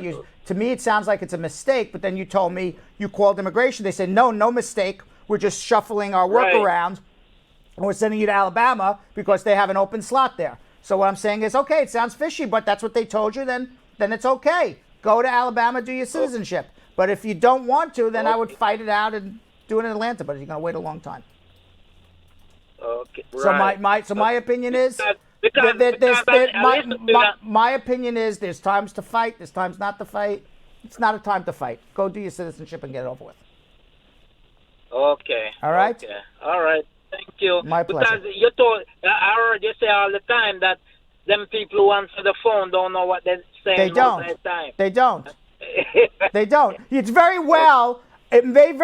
very true. And you may very well show up to your interview in Alabama and the immigration officer says to you, what the hell are you doing in Alabama? You live in Atlanta. I'm not going to do this interview. We're shipping it back to Atlanta. I don't know. I mean, I didn't do it, but I would certainly go on the interview in Alabama and hope all goes well. Okay. All right? All right. Thank you. Okay. Sam is back. I guess we have to go back to medical marijuana Sam. Medical marijuana Sam, you have another question. Yeah. Hello, Sam. You have another question? Maybe not. Maybe he's just chilling. That's right. Because he's medical marijuana. Not medical marijuana. You forget to turn that phone off. You like that name? I love it. I want him to call more often so I can hear you say it. Medical marijuana Sam. All right. So meanwhile, in June, Donald Trump announced a last-minute deal with Mexico. He suspended his threat of imposing steep tariffs on imported Mexican goods as long as Mexico works to reduce the sharp migrant flow to the United States southern border. Now, if Mexico's efforts to resolve an issue that Donald Trump can't solve doesn't work out, then Trump said he can revive his tariff threat to elicit a stronger response. Now, our Miami field correspondent, Anna Escona, has something to say about this in another edition of That Just Doesn't Make Any Sense. Hey friends from the Brad Show Live, I'm Anna Escona. U.S. and Mexican officials seek to stop criticism on a last-minute agreement that they've reached on immigration and tariffs in early June. Secretary of State Michael Pompeo said the Trump administration had convinced the Mexican government to reduce the flow of migrants from Central America. According to Pompeo, he also said that this agreement would make a fundamental difference in calculus for those deciding to transit Mexico to try to get into the U.S. President Trump hinted at secret side deals that shows his administration had won bigger gains from Mexico by tweeting that it would be revealed in the not too distant future. He said that if the Mexican Congress does not approve the deal, tariffs will be reinstated. What kind of fair deal is this? He's basically leaving the Mexican Congress with no choice but to approve his plan with his threats. According to Mexico's foreign minister, Marcelo Ebrard, who was Pompeo's negotiating partner, there were no secret deals. Should we believe that? He also said both sides agreed to assess whether Mexico had succeeded in reducing the number of asylum applicants and other immigrants coming to the U.S. Ebrard said Mexican negotiators declined Trump's demand that Mexico is a third safe country, which would force refugees to seek asylum in Mexico without coming to the U.S. This all sounds very suspect to me, and I wouldn't be surprised if there was a secret deal, even though they're denying it. Trump threatened to add a 5% tariff on all imports from Mexico, where it would escalate to 25% by October. Economists, business leaders, and lawmakers on both sides of the border warned of a costly trade war that would hurt both nations' economies. And that's when Trump decided to suspend the tariffs deal. Once again, Trump doesn't think the smart way. He decided to force a deal that would affect our economy and create more chaos than what we already have. But of course, when he realizes the damages he can do, that's when he decides to back away and wipe his hands off and not have to deal with it. But who really knows the truth here? I wonder if there is something under the table that's being worked on. For him to just easily back off? Trump is a suspect of many corruptions, and I wouldn't be surprised if he used any of his manipulation tricks to convince the Mexican government with a plan that favors only him. At this point, we all know it's obvious Donald Trump will do and say anything that benefits him and his administration, even if it's not based on facts or if it never even happened. He's always going to make sure he cleans his hands and is free of any guilt. Anyways, that just doesn't make any sense to me, and it's insane to me that our president prefers to do business the dirty way with threats and manipulation. Peace. All right, Belgium Kim, Yonathan Yo-Yo Elias, we have something we like to call not speed round, social media check-in. I'm jumping ahead. Right, way social ahead. Media check-in. What do we got? All right, for our first one, remember, you guys get the first dibs. First 5 we are going to ask. The social media questions are from our Brad Squad group. So like I said, you guys have to subscribe to that page. Press like and follow so we can actually accept you and you get this, big thing, because that's huge. That's huge. Because we have a lot of social media questions and we're not even going to get to all But of Brad them. Squad gets the first 5. Brad Squad gets the first and 5. And all you got to do is become a member. It's so easy. It's Click not the easy link. because you have to pass the test is not hard. The test. The test is... you have to know what Bradshaw Live is. That's basically it. Yeah, that is it. And press the actual join Join button. now. Yes. That's it. Right, and you have to know 3 names. Brad, Yo-Yo, Belgium Kim. That's right. That's right. it. That's the whole test. That's true. What's the names of the 3 people on the show? That's you got this. Right. In no particular order. No. But no list particular your favorite order. first. Correct. and make sure I'm not last. Right. That's all. And also not in the middle. Exactly. That's very true. All right, let's go. Our first one comes from Nakima saying, hello, I just need to know where to start with my husband's green card. Where to start? File for him. Assuming you're a citizen, do an adjustment. Okay. Gloria said, I'm now a permanent resident here since May. My daughter's in Jamaica going to college. I'd like to know if I can file for her now before her 21st birthday in November. And my son's in the Navy. If he did file for me, or can he file for her, which one would come through quicker? They're both going to be really...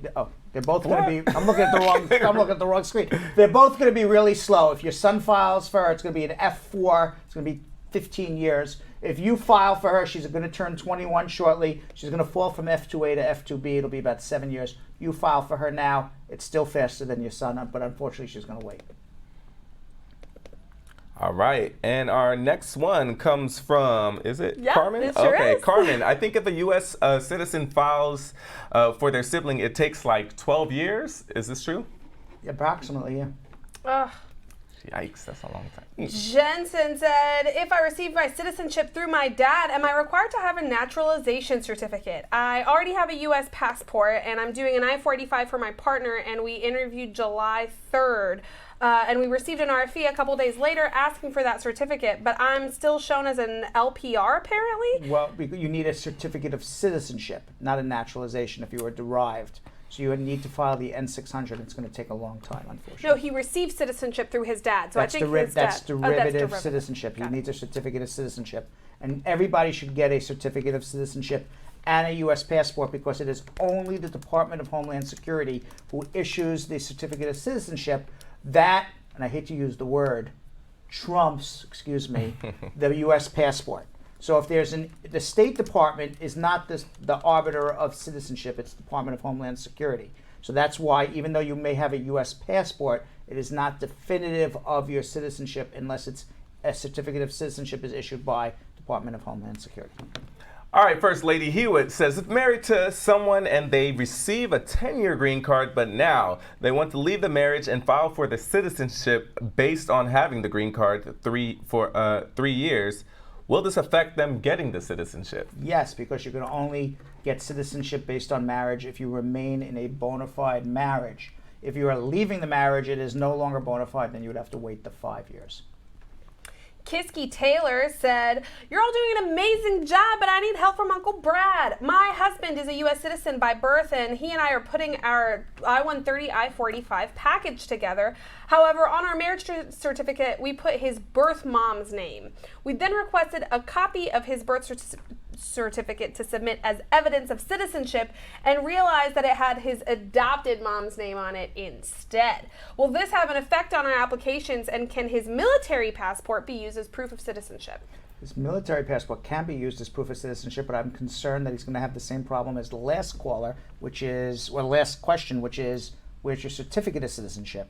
And if his birth certificate is all screwed up, then he has a problem, and he's going to need to fix everything and prove who his biological mother is if he's deriving his citizenship through his biological mother.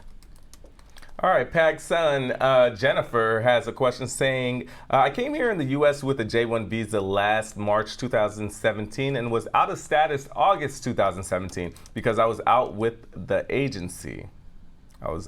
She came on a J visa and didn't work where they were supposed to be working, or the agency fired them or whatever. She now fell out of status. Okay. I applied for a tourist visa and was denied, and now I have a removal case. But my boyfriend and I got married. He's a U.S. citizen. My question is, what will happen to my case if I file an I-130 after marriage before the court schedule? And will the court allow me to stay in the country while processing my papers? The court will allow you to stay in the country while you process your papers, but there's a presumption that you got married to avoid deportation. So all you can do right now is file the I-130. You should do it immediately. Then you show up to immigration court, say, here's receipt of my I-130, and the judge should allow you time to get the I-130 approved. You then go back to the judge, say, proof, here's the I-130 approval. We had our Stokes interview. They separated us. They asked me what type of toothpaste I use.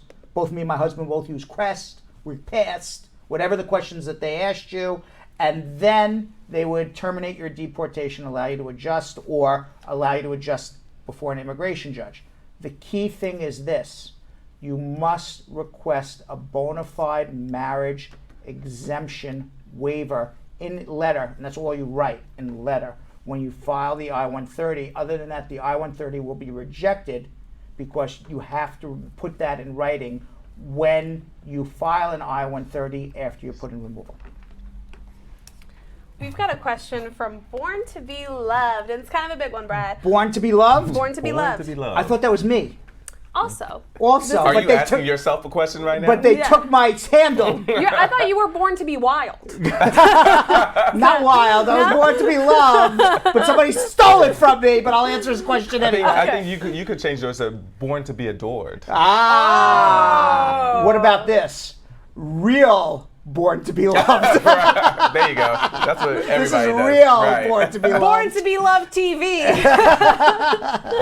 We've got a question from Born to Be Loved, who said, when someone is doing an asylum petition, what comes next after doing the biometrics? Is it the interview or the EAD?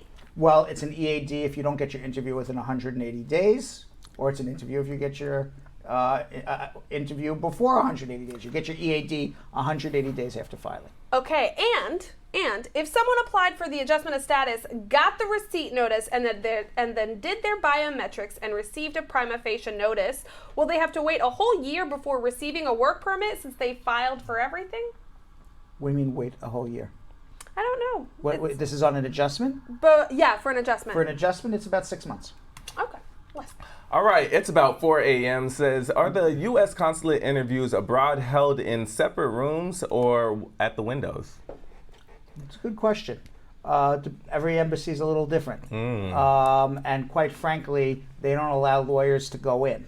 Ooh. So I've never actually went my entire career inside a U.S. embassy at an immigrant visa interview, simply because I don't need an immigrant visa. I was born in America, and they don't allow lawyers in anyway. Wow. But generally speaking, that is a very good question. I don't have the answer, but I would assume that they bring you into a room.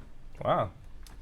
That's the first time you've had to be like, that's the Well, one thing we can't know. I There's don't no know. way of I knowing. never actually asked, Yeah. is it in front of a window or a room? I never asked that question. I don't know the answer. Are you curious now? Now I'm curious. Yeah, no, I really but wanna there are know. people in my office who do know. I just Yeah. I don't. Donna would know.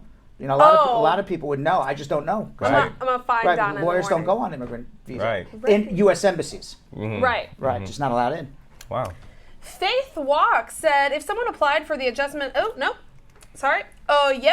said, can someone file for their wife and 2 kids with a 10-year green card based on marriage? A wife and 2 kids on a 10-year. If So I'm assuming he got his 10-year green card through another woman. correct, as long as it's more than 5 years from the time you got your green card, yes. All right, I think this is saying my wife was. This is from Jeremy Powell, but it says my was. So I'm going to just say my wife was coerced into false confessing that she possibly falsely claimed to be a citizen on the past job application. She was denied. We currently have a lawyer working and would like insight on how you would approach this. So far, we are now going to submit a request for review 290B and in a few weeks send a completely new I-485. Say that again one more time. So basically, you need Brad for this. Say that again one more time. You got a lawyer. You asking what you should do. But Jeremy's saying that my wife was coerced into falsely confessing that she was possibly falsely claiming to be a citizen on a past job application. So she was denied. That's a false claim to citizenship. She's got a big problem. Okay. And she shouldn't say any more. Come see me. Yeah, not your lawyer. Correct. That you have currently. Right, because you got to ask someone else. Esam said, Oh, actually, do you want to say? I think people are saying that in Jamaica and Guyana is at the window. Okay. Okay. So at Every least embassy's you know different. there. Yeah, but at least you know right, for those right. embassies is Yes. at the window. Jensen said, does an essential plan 4, due to being a conditional resident at no cost due to low income, count as a public charge? What is he getting as a public charge? An essential plan 4? What's the essential plan for? I don't know. It says, does an essential, due to being a conditional resident. I got nothing. That's everything I got. I don't know what essential plan for is. You have to, I don't know what that is. Yeah. Is it some sort of government assistance? Is it maybe someone in Bradshaw could tell me? All right, Sexy Teddy Bear says, I just want to know, should I still be able to get my driver's license if the temp visitor on my driver's permit expires? No. Essential plan 4 is New York health insurance. New York health insurance is fine. No problem. Gloria Williams said, I filed for my son when he was 19 in 2016. How long does he have to wait? I'm a green card holder. About 2 to 3 years. All right, Face by Nessa saying, I just wanted to know if the ICE raid is going to affect me since I was denied 3 years ago, but was not sent a deportation letter. Unless you have an order of deportation or you live with someone who has an order of deportation, don't worry about it. And that's all we got for right now. All right, Belgium Kim. What do we got here? I don't know. You tell me, Brad, what do we got? July 7th. Yeah. Belgium Kim, Yeah. Yonathan Yo-Yo Elias. Yeah. The U.S. women's national soccer team won the 2019 FIFA Women's World Cup in the final match between the United States of America and the Netherlands in Lyon, France. This was the team's 4th World Cup title and their 2nd consecutive World Cup victory after beating Japan in 2015. Now, the parade went right down the street. Right in front. We oversee. Look it. Yeah, we do. All right. And many people in our office were throwing out confetti. Yes, they were. Right. And our team who was out there. I was. Jonathan Yo-Yo Elias was on the street. I was on the street. And here is a fun fact, Jonathan. Uh-huh. Over 300,000 people attended the parade. Wow. Approximately the same amount of people who turned out for Donald Trump's inauguration. Now, Jonathan, you told me Tell me what you told me off the air. What was going on with that parade? Being on the street. So first of all, we have our press pass because we are legit over here at Bradshaw Live. That's right. So I was on the streets, literally on the actual street where the parade was going, and I was running. I felt like we were Good Morning America. I was running from side to side. People were screaming, "Bradshaw Live, come interview us!" And they didn't even know what Bradshaw Live was. A lot of them didn't, but there were some that were like, "I love your show." Really, some people knew. Yeah, so it was just an amazing feeling. I'm just letting you guys know Bradshaw Live is poppin', and this little segment will show. Let's watch. Yo, what's up, Brad Squad? We are here at the Canyon of Heroes. This is Yonathan Elias, and we're celebrating the World Cup Women's National Soccer Team victory. They are killing it. These fierce women secured their 4th World Cup win in France July 7th on Sunday, and their 2nd consecutive World Cup victory, beating out the Netherlands 2-0. After their win in 2015 in Japan, these women made history by becoming the first women's team to receive a ticker tape parade. And this year, they're making history again by breaking their own record of becoming the most FIFA Women's World Cup victory of any country. After the parade, Mayor Bill de Blasio will be presenting the women with the keys to the city. It's gonna be an amazing, historic day, and I'm taking you along with me. Let's go. What's up, ladies? How you doing? Good. All right, you guys excited? Yeah. Okay, what's going on at the parade today? The Women's World Cup. Awesome. Did you guys watch the World Cup? Yeah. So who's your favorite team player? Alex Morgan. Oh, and how about you? Alex Morgan. Woo! So I want to know, what does it mean to you guys to see these fierce women win the World Cup and represent for your country? It's really cool, and it shows that we can do anything. Yeah. And how about you? What do you say? It's just really awesome that we were able to accomplish it, and the men don't even make it into the World Cup, and the women's were able to. Well, next time, when someone says you play like a girl, what are you gonna say? Yes, we do, and it's great. Yeah. How about you? Yeah, we do. Yeah. Represent for the ladies. Good job, y'all. This is so live here today. We are here representing for USA. Yeah. Come here. I want to talk to you. So what you here doing today? Oh, we're here for the parade to celebrate the Women's World Cup Championships. Let's go! So how important is it for you guys to represent for your country today, and not only for your country, but for the ladies? Oh, let me tell you, that this means the world to us and beyond. I mean, it's so incredible to see how much women empowerment and the women's soccer program has grown over the years, and see the support and see how big the crowds have gotten throughout the past hours has been nothing but incredible. Amazing. So what do you have to say about the equal pay between the men and the women? She's good with this one. We think that the girls should get more than equal pay. And I think that if they made a fair and even playing field as far as the logistics, the coaching, everything that goes into it, the women would show that they're more successful, they bring in more revenue. So make it even and they will show us the numbers. I love that. So Coach Jill Ellis, she's an immigrant. Let me know what you feel about immigrants representing in the United States and actually making a difference. I think that if you put the hard work in and you show, like Jill Ellis, I mean, her work ethic and her brain power to put this team together, and her coaching has been the one to make them so successful. They've been working for 3 years. That's 3 years in and out, day and day, that she's coaching and showing how hard she works. And I think that that's the American story. Come and work really hard and be successful. Can everybody represent for USA? Scream for the ladies! Woo!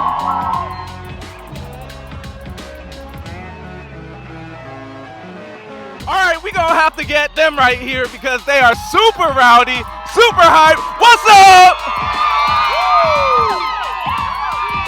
Listen, how important is it for you guys to be here today? So important, because me and my sister both play soccer, and just watching them conquer and be back-to-back champs is so exciting. Oh, that's amazing. So, do you guys know about the equal pay?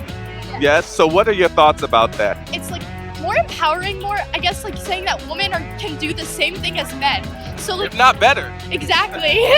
And if we're doing better, especially with the men's soccer team not doing so well this year, I think they deserve so much more. It's empowering to watch them fight for the equal pay as well. Oh, amazing. So Jill Ellis is an immigrant from the UK, right? She's the coach. She's breaking records right now. How important is it that immigrants come out here and do exactly what she's doing, represent for the U.S. and actually break records? I think it's so important because coming from the UK, she is helping the US become stronger and like us just becoming more as a family, I guess. Yeah, everybody represent for the USA.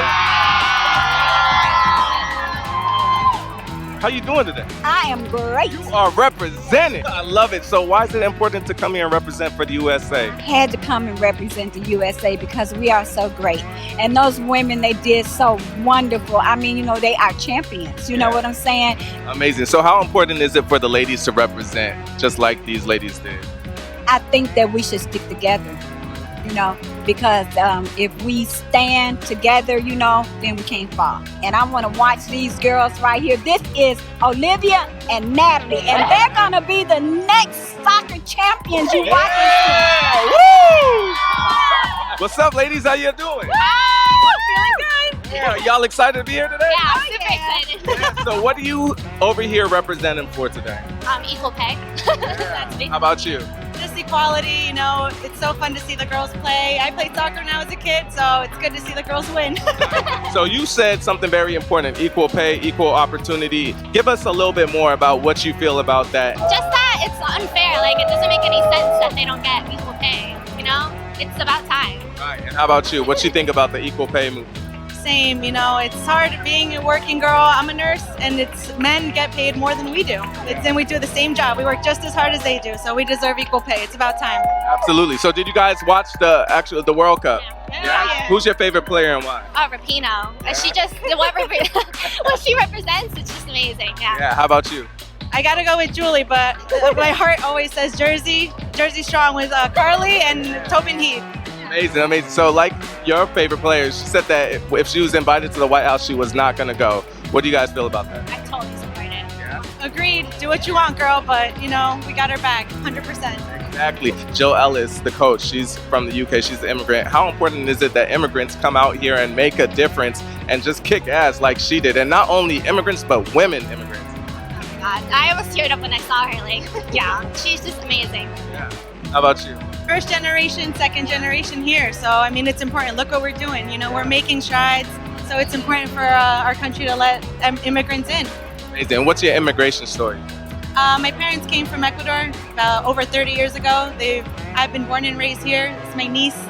So we're just spreading the love. Yeah. And do you feel like because your family came from Ecuador that you're able to live the American dream now? Oh, most definitely, yeah. The opportunities that we have here, we got to take them.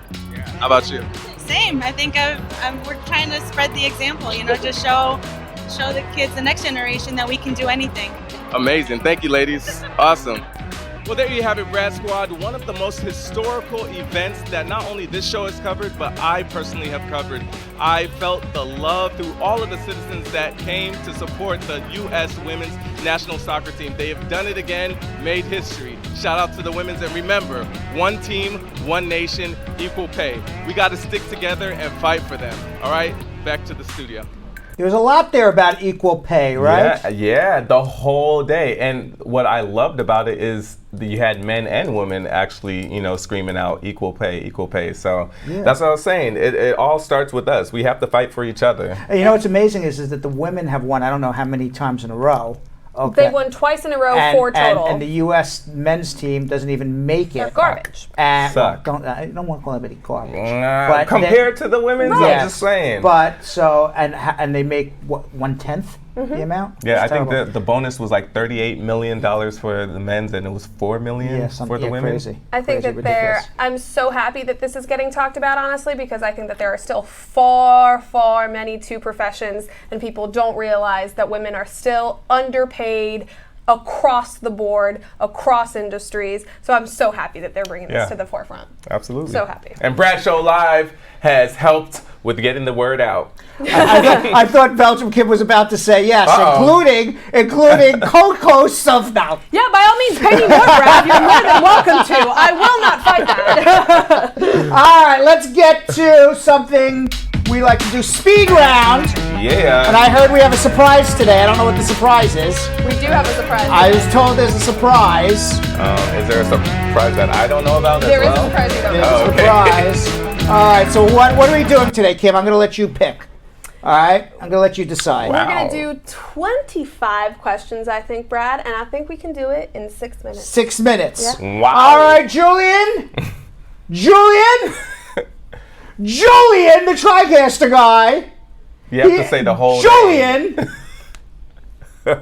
Julian, bring me the head of Groundhog Sam unless you can put 6 minutes. It's up there. There we are, 6 minutes. He finally did it. Right. Julian, are you listening to me, Julian? He didn't want to bring the head. You didn't want to bring the head. He's like, no, not the head, please. Please. All right, on Kim's 25 questions in 6 minutes. Start on Kim's first words. Xeri says, am I I-245I eligible? I'm listed as a daughter on my parents' I-130 application. What? That made me laugh. Do that again. Am I I-245I eligible? I am listed as a daughter on my parents' I-130 application. Priority date was in 2001. If it was before April 30th, 2001, and you were under 21, yes. So what the heck is Sunoco? After response to RFIE on the I-485, how long to hear from them? They receive it today. It should be about 120 days. Shelly, keep it together. Shelley said, what is integrated operating ENV after filing the I-130 for a child in Jamaica? That's what's on the receipt notice. What is it? What is integrated operating ENV?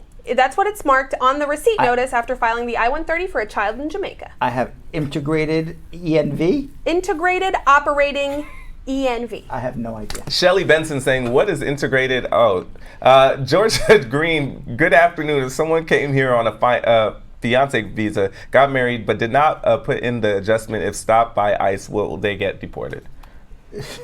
Jenny's making me laugh. Is that Jay Lynch? It's Jenny. It's Jenny from the cubicle. I don't think we're going to make 25 questions. All right, we got to keep it together now. If someone came here on a fiance visa, got married, but didn't put the adjustment, is stopped by ICE, will they get deported? Yes. They can be put in removal. Rudra said, I've got a question. How safe is advanced parole? Thank you, Jay The Lynch. answer is very safe as long as you have a pending adjustment. Chris, okay, when waiting for a 10-year green card and immigration sends you a letter to wait for 18 months, can you use it to travel overseas without having problems? Yes, travel with the letter and your expired green card, you're fine. OBTV says, hey Brad, I have been in and out of the country from 2016 on an H-2B visa, and I found someone in 2017 and got married in 2019. I didn't know about the 90-day rule, and now I'm worried. You're going to need to file a waiver. Don't be worried. File a waiver. That's what life is. Mahalia is saying, I filed for the I-130. I-130 for my mom. She lives in Trinidad for the 4 years before she moved back to Jamaica and residing there for 1 year now. Does she need a police background check for both Trinidad and Jamaica? Yes. Kingdom said, I would like to know how long does it take to have a hearing at the Board of Immigration after an appeal?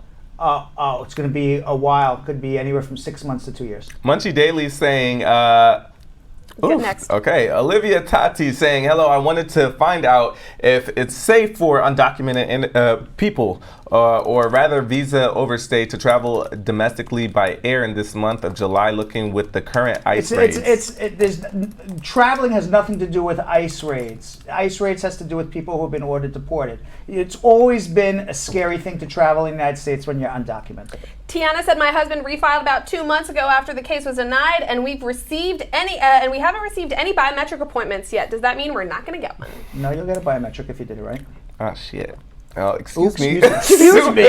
Excuse me. Excuse me. Okay. Mike saying, hey, doctor of immigration. Hey, that's pretty cool. That's I want to find out if having a pending case with immigration, I mean still waiting for my work permit and interview, can I travel with us? Within the U.S., maybe? I don't know what that means. Okay. All right.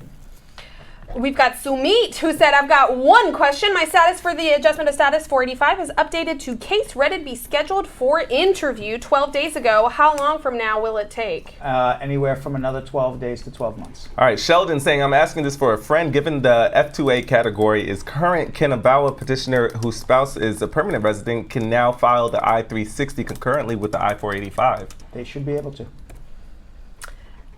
Amanda said, I've got a friend who is currently in the U.S. on a valid B1, B2 visa. A union job wants to hire him, and they gave him a letter of intent. How does he go about getting a work permit or something that will allow him to work legally in the U.S.? Just because the union wants to hire him doesn't make him legal to work. He's still got to figure it out and have a consultation.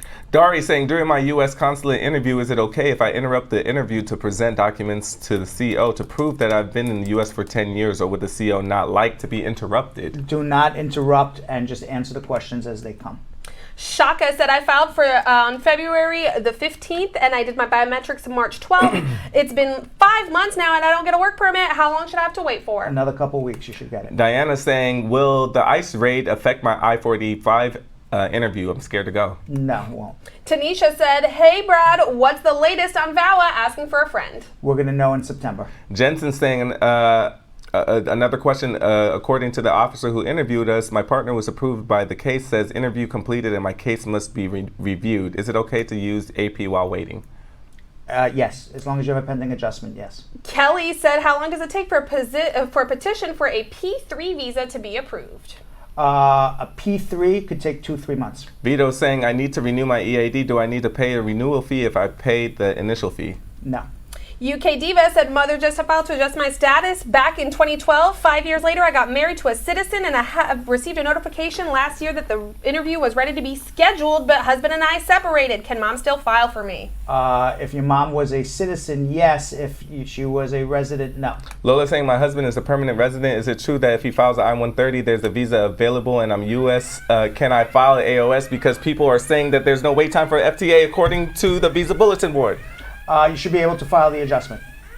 The last one! Fudge!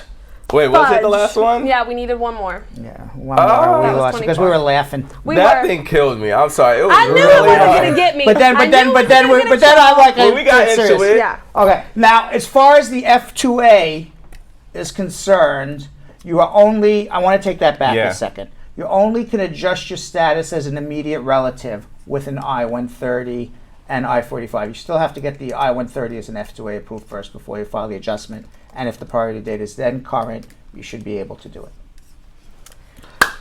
Can I ask the last one from Don Harriet? Yes. She just barely Jenny missed from the it. cubicle, you messed us up. Yeah, you did. Yeah, you did. All right, but now we know it's happening. All right?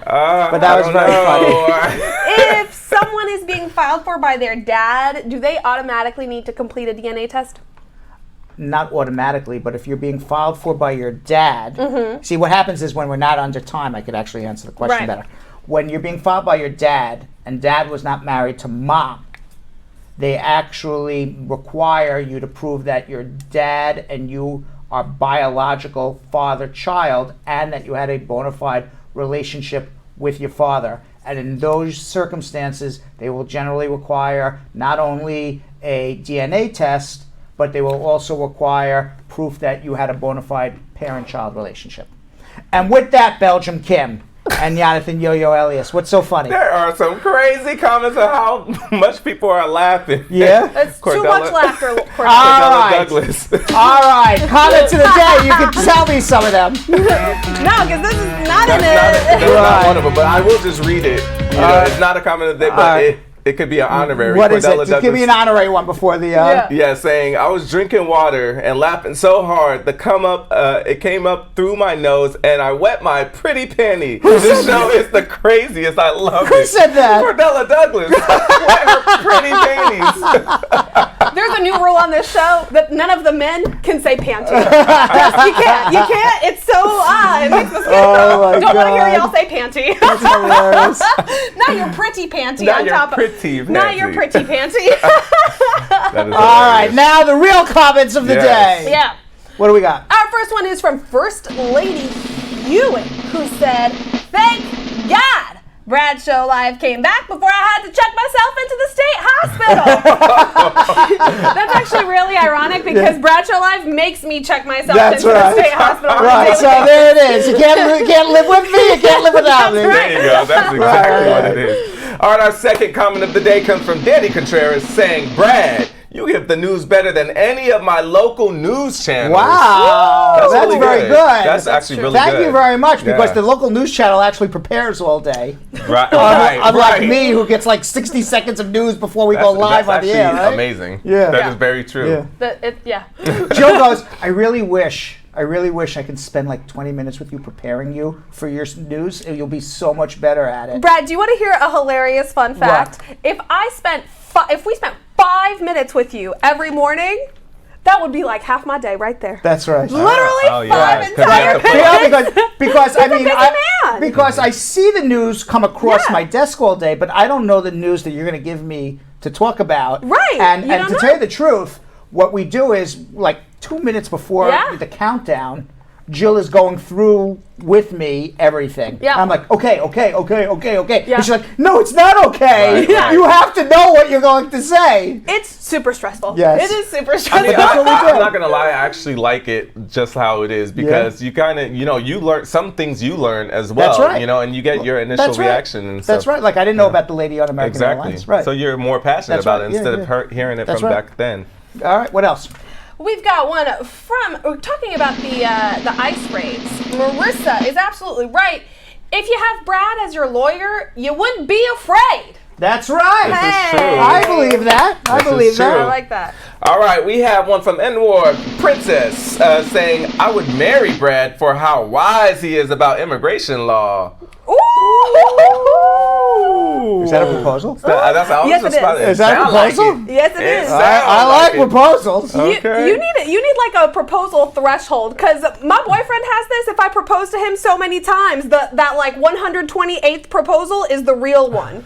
Which one is your real proposal when someone actually proposes? I think if you propose 128 times and you already said no, I don't think the odds of saying yes on 129 are going to happen. I would say give up already, right? It's not a no, Brad. Yeah. It's a no right now. You just need to give in. Yeah, exactly. And we've got one from Born to Be Loved, who knows exactly what Brad is born to do. What? I'm sorry, it was from Carol Anderson the Tiger about Born to Be Loved. Brad is born to help the people. Real born to help person. The real born The to real help born to person. help people. I like that. And whatever, if I ever like a name, it's always real. That's what I, because I'm on Instagram, by the way. I remind everybody on Instagram, I'm real Brad Bernstein. Yes. And also follow us on @BradShowLive. People are starting to follow us now. We never really had followers on Instagram before, so we really appreciate it. And No Name Sydney's doing a fantastic job on Instagram. Yes. All right. And if you follow Absolutely. @RealBradBernstein, you're actually talking to me. People say, "Am I talking to you or social media?" I'm like, "No, you're talking to Brad." Yeah. Okay, and Belgium Kim and Yonathan Yo-Yo Elias. Mine is Belgium Kim TV. And mine is Yonathan Elias TV. And is there anything else we need to We say? have our last comment of the day. There was one more comment. Asset Lindo saying, I'm having the time of my life right now. Brad and the squad is back, and my birthday is in 2 days away. What a beautiful week. Oh, happy birthday. Asset Lindo's birthday's on Hump Day. We got to remember Whoa. that. Hump Day birthday. All right, a good birthday. we'll see you all tomorrow. Thanks for watching. So, Sam, as part of the production, we have to say this disclaimer at the end of the show. Do you mind reading it for me? Okay, but you know, Brad, I have to do everything around here. It's bad enough I've got to remember everything that happened on the episode from the previous day. Forget it. I'll do it. The proceeding was information only and not specific legal advice. Consult an attorney about your individual situation. Prior successful results do not guarantee a similar outcome in the future. To make an appointment with the Spar and Bernstein Law Firm, located at 225 Broadway in New York City, call 1-800-529-5465. That's 1-800-529-5465. Easy to remember, 1-800-LAWLINK. That's 1-800-LAWLINK. Once again, make a call to 1-800-529-5465. And of course, link up with the law offices of Spar and Bernstein, located at 225 Broadway on the 5th floor. If I were you out there, make the call, make the link, make the connection, make it Spar and Bernstein. 1-800-LAWLINK. That's 1-800-529-5465. And now, conveniently located in Hartford, Hartford, Connecticut on 1 Congress Street. Visit us in Connecticut or in New York at 225 Broadway. That's 1-800-529-5465. 1-800-LAW-LINK, 1-800-529-5465.